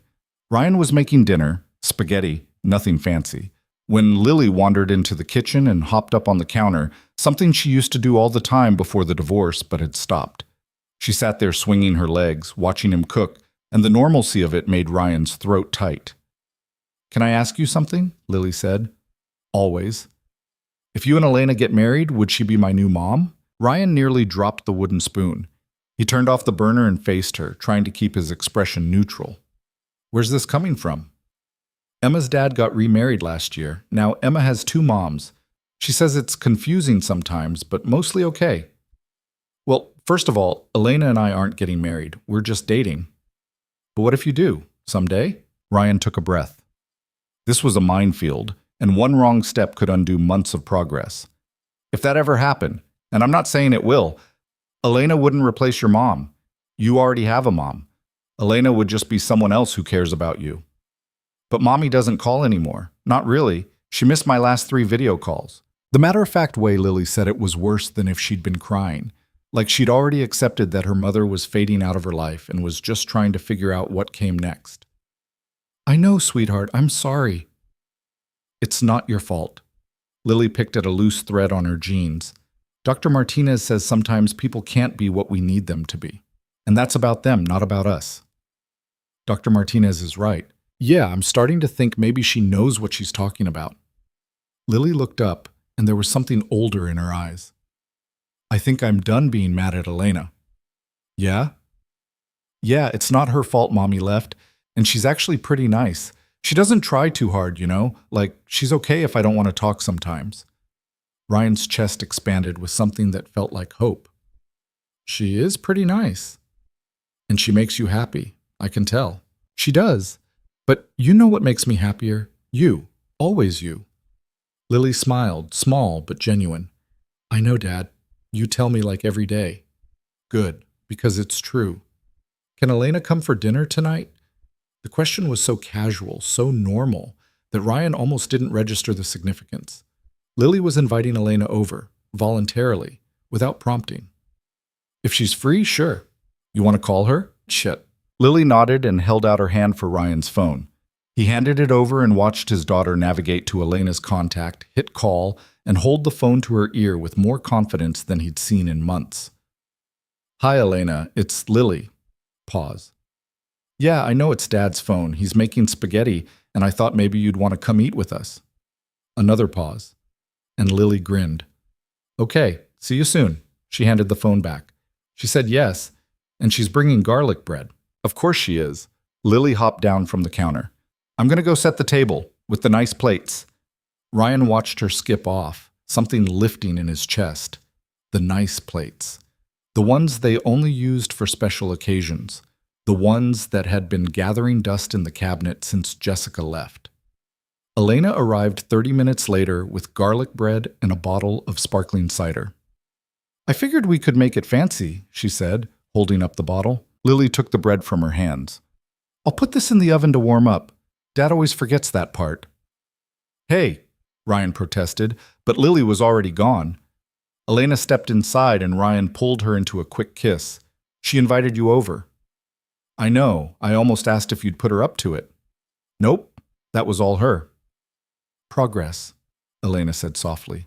Dinner was surprisingly easy. Lily talked about school, about a science project on volcanoes that she was excited about how Emma had convinced her to try out for the school play. Elena asked questions and listened to the answers, and Ryan sat back and watched his two favorite people connect in a way they hadn't been able to before. After dinner, Lily helped clean up without being asked, then retreated to her room to work on homework. Elena and Ryan stood at the sink washing dishes, falling into a rhythm that felt domestic and comfortable. That went well, Elena said. It really did. I think she's finally starting to let you in. Either that or Dr. Martinez is a miracle worker. Maybe both. Elena dried her hands and turned to face him. I need to tell you something. Ryan's stomach clenched. Those words never led anywhere good. Okay. The organization in Seattle called again. They're still interested. They want me to reconsider. The world tilted. What did you say? I told them I'd think about it. But Ryan, I'm not interested. I just wanted to be honest with you that the offer's still there. Why are you telling me this? Because we promised to be honest with each other, even when it's uncomfortable, especially then. She stepped closer. I'm choosing to stay. I'm choosing this, but I need you to know that it's a choice I'm actively making, not just something I'm stuck with. Ryan processed that. Part of him wanted to tell her to take the job, to not limit herself for him and Lily. But a bigger part, the part that was finally learning to accept good things, just pulled her close. Thank you for staying, he said into her hair. Thank you for letting me. They stood like that for a moment before Lily's voice called from down the hall. Dad, I need help with math. Elena pulled back with a smile. Duty calls. Ryan went to help with math, word problems that made his head hurt, and Elena settled on the couch with a book.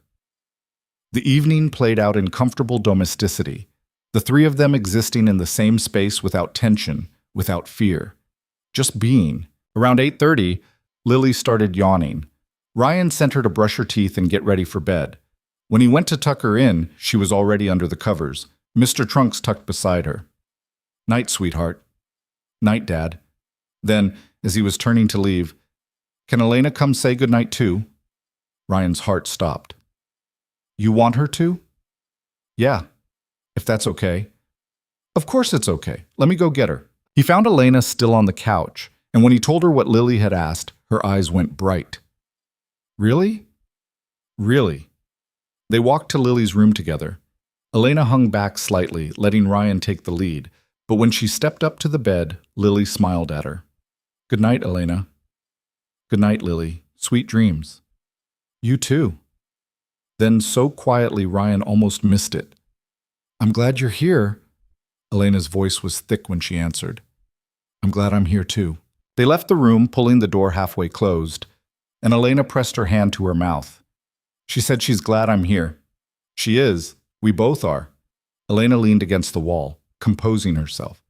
Sorry, I didn't expect that to hit me so hard. Don't apologize. That was huge. It was, wasn't it? She smiled, wiping her eyes. Okay, I should probably go before I start ugly crying in your hallway. Ryan walked her to the door. Same time tomorrow? I thought you'd never ask. After she left, Ryan stood in his living room and looked around. The house still wasn't much, still sparse, still showing the scars of the divorce. But it felt different now. Lighter, like the walls had exhaled after holding their breath for too long. He pulled out his phone and looked at the photo of his father's letter one more time. Find someone who sees you. He'd found her, and more than that, he was learning to let himself be found. The next few weeks were good. Better than good. Lily started opening up more, both in therapy and at home. She still had hard days, days when she missed Jessica, when the abandonment felt fresh, but they were getting fewer and farther between. And when those days came, she didn't shut Ryan out anymore. She talked about it, cried when she needed to, let him hold her while she processed. Elena became a fixture in their lives in a way that felt natural instead of forced. She came to Lily's school play and cheered louder than anyone else. She taught Lily how to bake cookies from scratch, creating a mess in Ryan's kitchen that took an hour to clean but was worth it for Lily's laughter. She showed up not as a replacement for Jessica, but as her own person with her own relationship to both of them, and Ryan let himself relax into it. Stopped waiting for the other shoe to drop. Stopped questioning whether he deserved this. Then Jessica called. It was a Saturday morning, and Ryan was at the hardware store with Lily picking out paint colors for her bedroom. She wanted to redo it, make it feel less like the room she'd shared with memories of when her parents were together.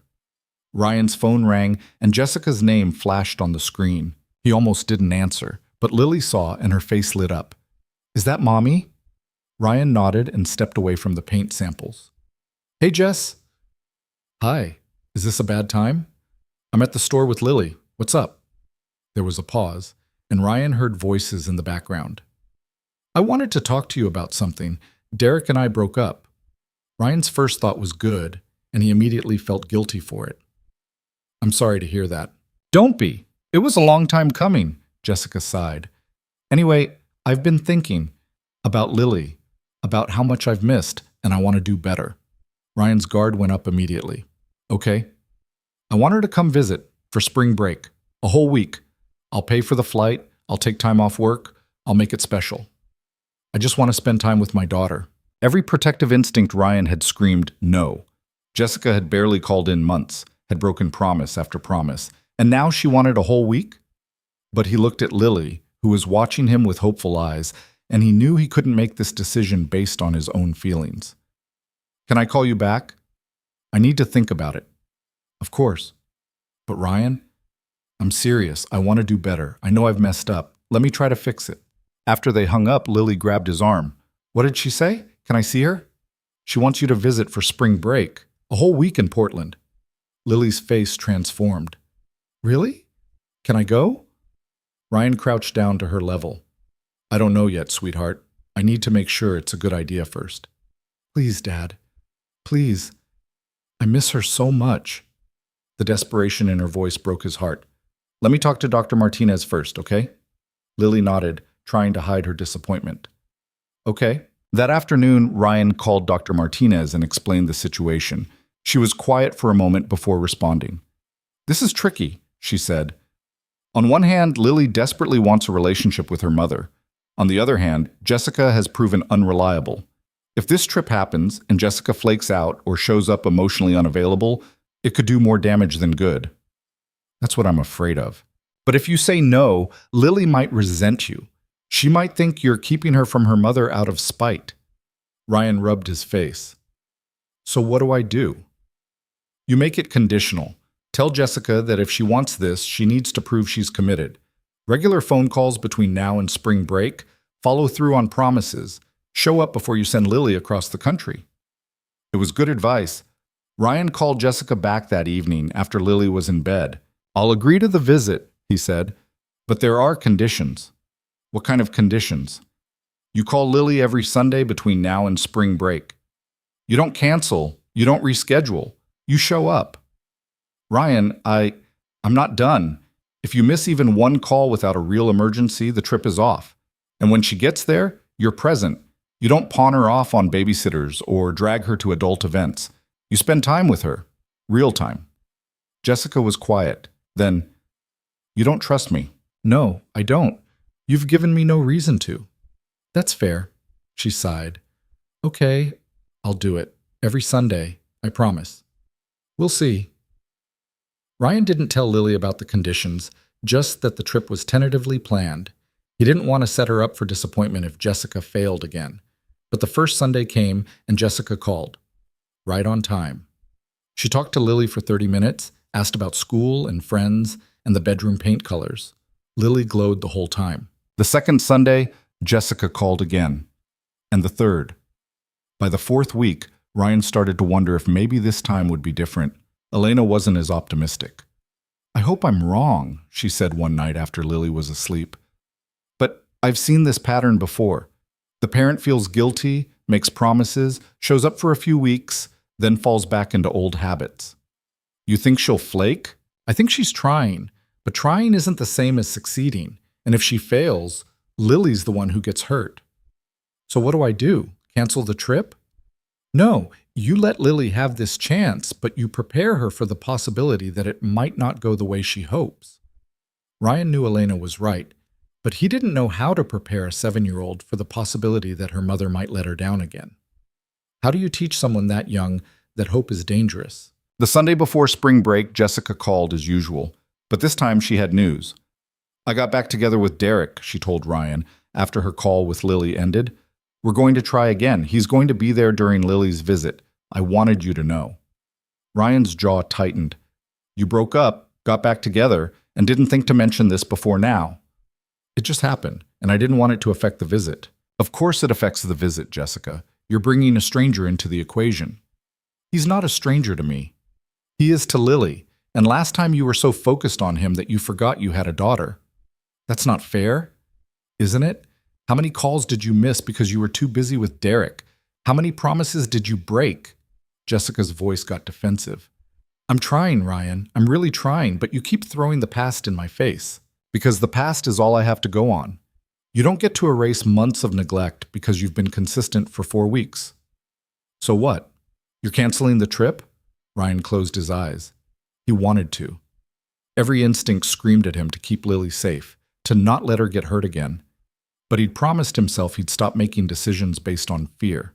"No, the trip still happens. But if Derek does anything to make Lily uncomfortable, I'm on the next flight to Portland and bringing her home. Are we clear?" Crystal. After they hung up, Ryan sat in the dark and tried to convince himself he'd made the right choice. But doubt gnawed at him. What if this was a mistake? What if he was sending his daughter into a situation that would break her all over again? Elena found him on his porch an hour later. She didn't say anything, just sat down next to him and took his hand. "I don't know if I'm doing the right thing," Ryan said. "You're doing the best you can with the information you have. That's all anyone can do." "What if it's not enough?" "Then you'll be there to pick up the pieces, like you always are." Ryan leaned into her, letting her steady him. "When did you get so wise?" "Years of therapy and bad decisions." He laughed despite himself. "I'm scared." "I know, but you're doing it anyway. That's what counts." The week before Lily's trip passed in a blur. Ryan helped her pack, made lists of emergency contacts, called Jessica 3 times to confirm arrangements. Lily was vibrating with excitement, barely able to sleep, talking nonstop about all the things she and her mom were going to do. Ryan tried to share her enthusiasm, tried not to let his fear show. The night before her flight, Ryan sat on the edge of Lily's bed while she clutched Mr. Trunks and stared at her packed suitcase. "You excited?" he asked. "So excited, but also kind of nervous." "Nervous about what?" Lily chewed her lip. "What if Mommy doesn't like me anymore? What if I say the wrong thing and she gets mad?" Ryan's heart cracked. "Baby, Mommy loves you. You don't have to worry about saying the wrong thing." "But what if Derek doesn't like me?" "Then that's Derek's problem, not yours. You just be yourself, okay? That's all you ever have to be." Lily nodded, but she didn't look convinced. "Will you call me every day?" "Twice a day if you want." "Okay." She hugged Mr. Trunks tighter. "I'm going to miss you." "I'm going to miss you too, but it's only a week, and then you'll be back and you can tell me all about it." "Promise you won't be sad while I'm gone?" Ryan pulled her into a hug. "I promise I'll be okay. And Elena will be here to make sure I don't burn the house down."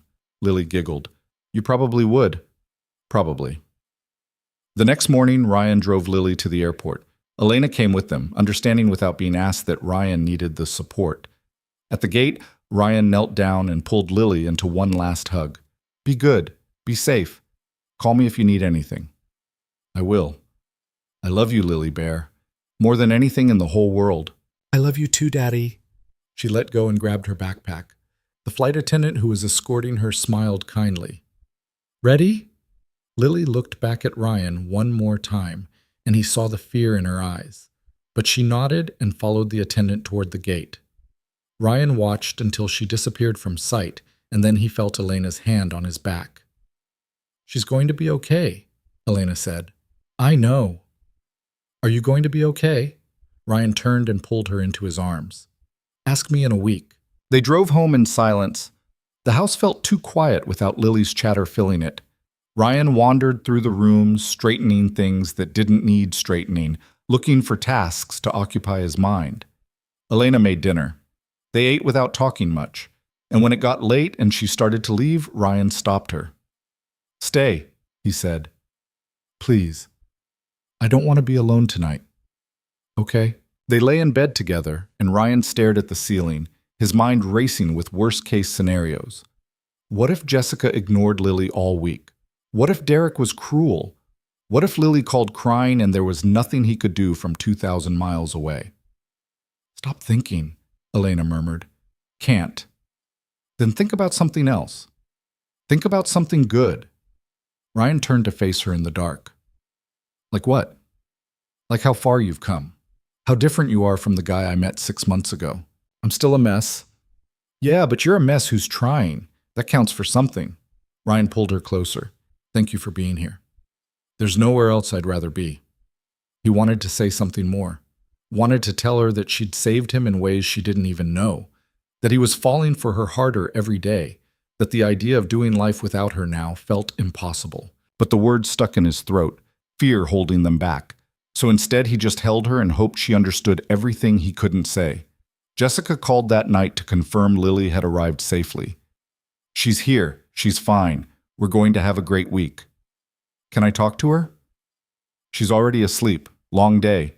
Ryan's jaw tightened. "Tomorrow then. First thing." "Sure, good night, Ryan. Good night." She hung up before he could respond. Ryan stared at his phone, anxiety churning in his gut. Something felt off. But maybe he was just paranoid. Maybe Jessica really was trying. The next morning, Ryan called at 8. It went to voicemail.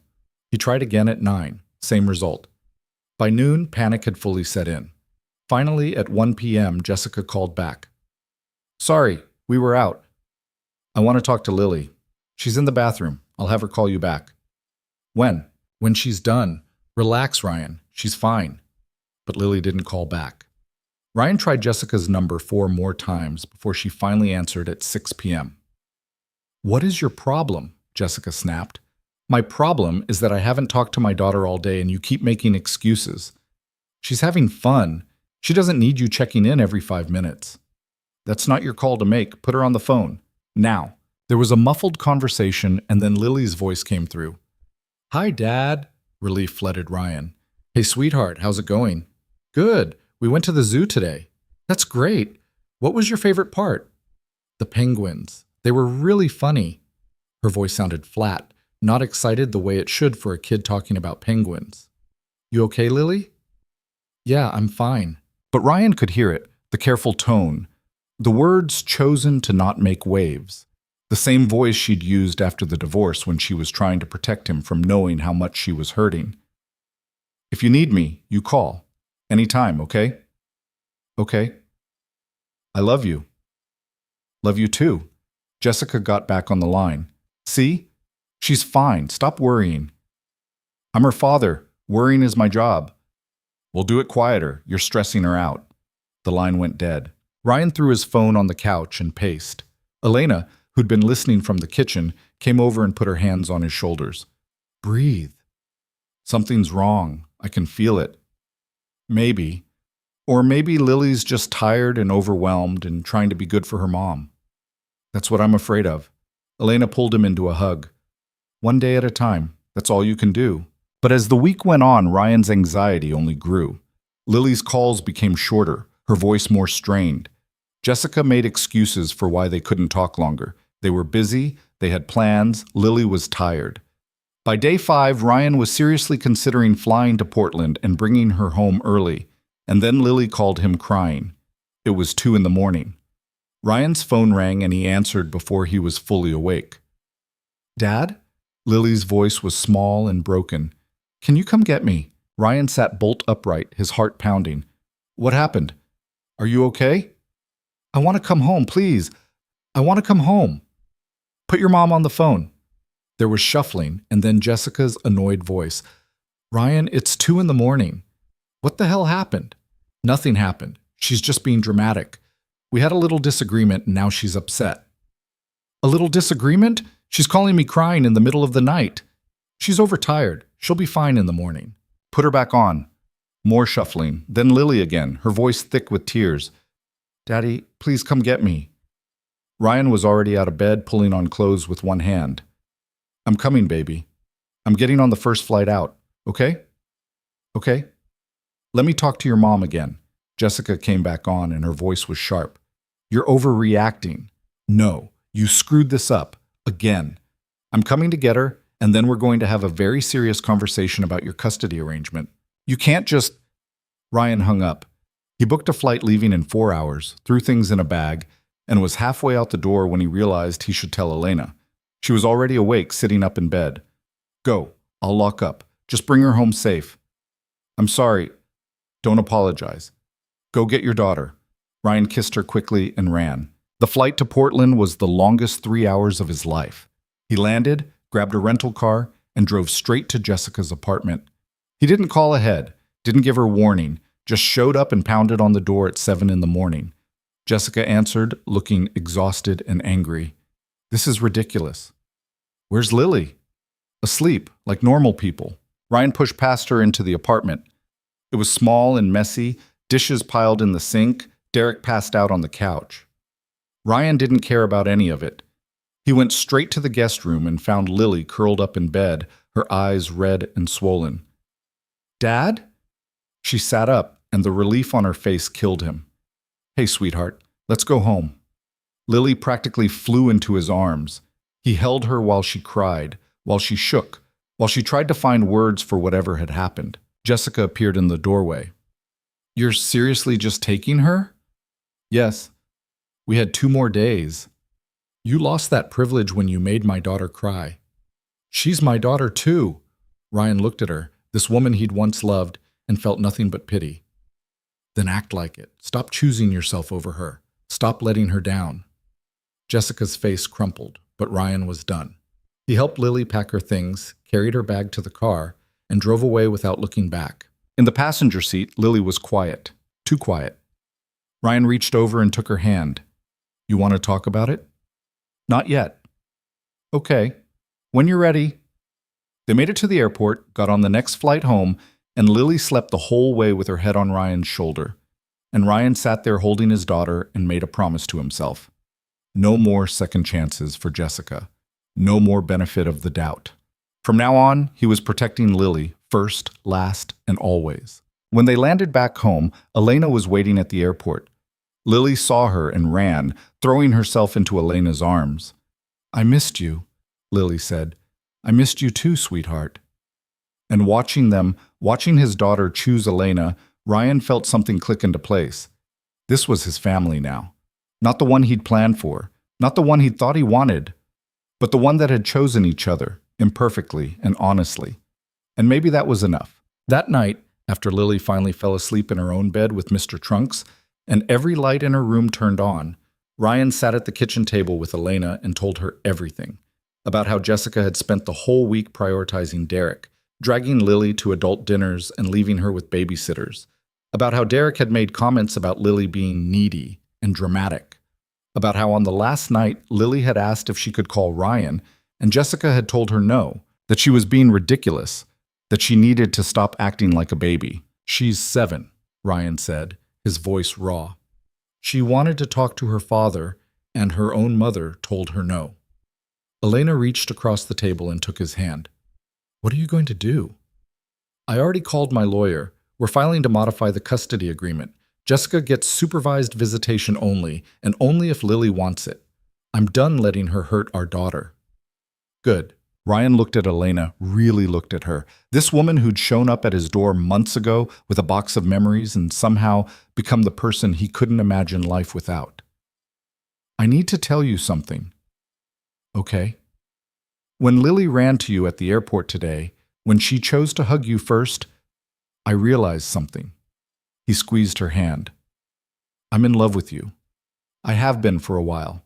And I know it's complicated and messy, and we're still figuring things out, but I needed you to know." Elena's eyes filled with tears. "You're an idiot." Ryan blinked. "What?" "I've been in love with you since you broke down reading your dad's letter in your kitchen. I was just waiting for you to catch up." She stood, came around the table, and kissed him. Not gentle, not tentative, but with the kind of certainty that came from choosing someone every day and meaning it. When they broke apart, Ryan was smiling. "So what now? Now we keep doing what we've been doing. We show up, we try, we build something real." That simple? That's simple. That hard. Elena sat in his lap, her arms around his neck. Love isn't the fairy tale part, Ryan. It's the part where you choose each other when it would be easier not to. It's the middle of the night flights and the hard conversations and the days when everything goes wrong and you still don't walk away. Ryan thought about his father's letter, about all the things he'd been too afraid to learn until it was almost too late, about how the best things in life required the most courage. "I'm not running," he said. "I know. That's why I'm staying." 6 months later, Ryan stood on his porch on a Saturday morning and looked at the house that had once felt like a tomb. The porch light was fixed. The fence was repaired. Flowers, planted by Elena and Lily together, bloomed in the front yard. Inside, he could hear laughter as his daughter and Elena made pancakes and argued about whether chocolate chips counted as a breakfast food. His phone buzzed. A message from his lawyer. The custody modification had been finalized. Jessica had agreed to everything without a fight, probably because she knew she'd lose if it went to court. Lily would see her mother twice a year for short, supervised visits, and only if Lily wanted to. Ryan should have felt victorious. Instead, he just felt tired. Tired of fighting, tired of protecting Lily from the person who should have protected her. But he also felt something else. Relief. The court battle was over. Jessica couldn't hurt Lily anymore, at least not in the same way. The door opened and Lily poked her head out. "Dad, Elena says you have to be the tiebreaker. Are chocolate chips a vegetable or a dessert?" "Neither. They're a breakfast necessity." Lily pumped her fist. "Yes, I win." Elena appeared behind her, flower in her hair and a smile on her face. "You're both ridiculous." "You love us anyway," Ryan said. "Unfortunately, I do." Later that afternoon, after pancakes and a trip to the park and the comfortable chaos of a normal Saturday, Ryan found himself alone with Lily in her room while she showed him her latest art project. "Can I ask you something?" Lily said, not looking up from her drawing. "Always. Are you going to marry Elena?" Ryan sat down on the floor next to her. "Would that be okay with you if I did?" Lily considered this seriously. "I think so. She makes you happy, and she's nice to me even when I'm grumpy." "You're allowed to be grumpy sometimes." "I know. Elena told me that too. She said feelings are just feelings and they don't make you bad." Lily finally looked at him. "Is that true?" "Yeah, sweetheart, that's true." "Even the angry feelings about Mommy?" Ryan's chest tightened. "Especially those. You're allowed to be angry at people who hurt you, even if they're your parents." Lily nodded slowly. Then she said something that broke and healed his heart at the same time. "I think I'm done being sad about Mommy. Is that okay?" "It's more than okay. You can love her and be done being sad about her at the same time. Those things can both be true." "Good. Because I think I want to just be happy now. With you and Elena and Mr. Trunks and my friends and all the good stuff." Ryan pulled her into a hug. "That sounds like a great plan." That evening, after Lily was asleep, Ryan and Elena sat on the porch like they did most nights. The street was quiet, the neighbors' houses glowing warm in the dusk. Ryan thought about the night Elena had knocked on his door, how different everything had been, how lost he'd felt, how convinced he was that his life was over. "Thank you," he said quietly. "For what?" "For seeing me when I couldn't see myself, for not giving up, for loving Lily like she's yours." Elena leaned her head on his shoulder. "She kind of is mine. Both of you are." "Yeah?" "Yeah." Ryan pulled the letter from his wallet, worn now from being carried everywhere, the creases soft from constant folding and unfolding. He'd read it so many times he had it memorized, but sometimes he still needed to see his father's handwriting, to remember where he'd started and how far he'd come. "What does it say today?" Elena asked. She'd never read the letter, said it was something between Ryan and his dad, but she always asked what it said, like the words changed depending on what he needed to hear. It says, "I'm exactly where I'm supposed to be." Smart man, your dad. Yeah, he was. They sat in comfortable silence, and Ryan thought about everything he'd learned in the past year. That healing wasn't linear. That love required courage more than certainty. That you couldn't protect the people you loved from pain, but you could show up for them when it came. That being a good father meant being honest about your own failures. That happiness wasn't something you found. It was something you built, slowly, with the people who chose to stay. Inside, the house was warm and full of life. Lily's artwork covered the refrigerator. Elena's books were scattered on the coffee table. The calendar on the wall showed movie nights and park days and all the ordinary moments that made up a life. It wasn't perfect. Some days were still hard. Lily still had nightmares sometimes. Ryan still struggled with anxiety. Elena still carried her own scars from a childhood she never asked for. But they were figuring it out together, one imperfect day at a time. And maybe that was the whole point. Not to get everything right, but to keep showing up for each other. To choose love even when it was hard. To build something real out of broken pieces. Ryan looked at Elena, at this woman who'd saved a box of trash because she thought it mattered, who'd knocked on a stranger's door because she cared, who'd stayed when running would have been easier. "Marry me," he said. Elena lifted her head, her eyes wide. "What?" "Marry me. Not right now, not tomorrow, but someday. When we're ready. When Lily's ready. Marry me, and let's build this life for real." Elena's smile was brighter than the porch light. "Ask me again when you have a ring. Is that a yes?" "That's a we'll see." She kissed him, soft and sure. "But I'm not going anywhere, Ryan Carter, so you better get used to having me around." "I can live with that." They stayed on the porch until the stars came out, talking about everything and nothing, making plans and breaking them, just existing in the space they'd created together. And when they finally went inside, Ryan paused in Lily's doorway one more time, watching his daughter sleep peacefully, no longer scared, no longer waiting for everything to fall apart. This was his life now. Messy and complicated and more beautiful than anything he'd planned for. A daughter who was learning that she was loved unconditionally. A partner who saw all his flaws and chose him anyway. A home that finally felt like one. The life he thought he lost had been waiting next door all along. He just needed to be brave enough to open the door and let it in. And as Ryan climbed into bed next to Elena, her warmth solid and real beside him, he thought about his father's final words one more time. Don't wait until you're dying to figure out what matters. He wasn't waiting anymore. He was living. Finally, fully, imperfectly living. And that was more than enough.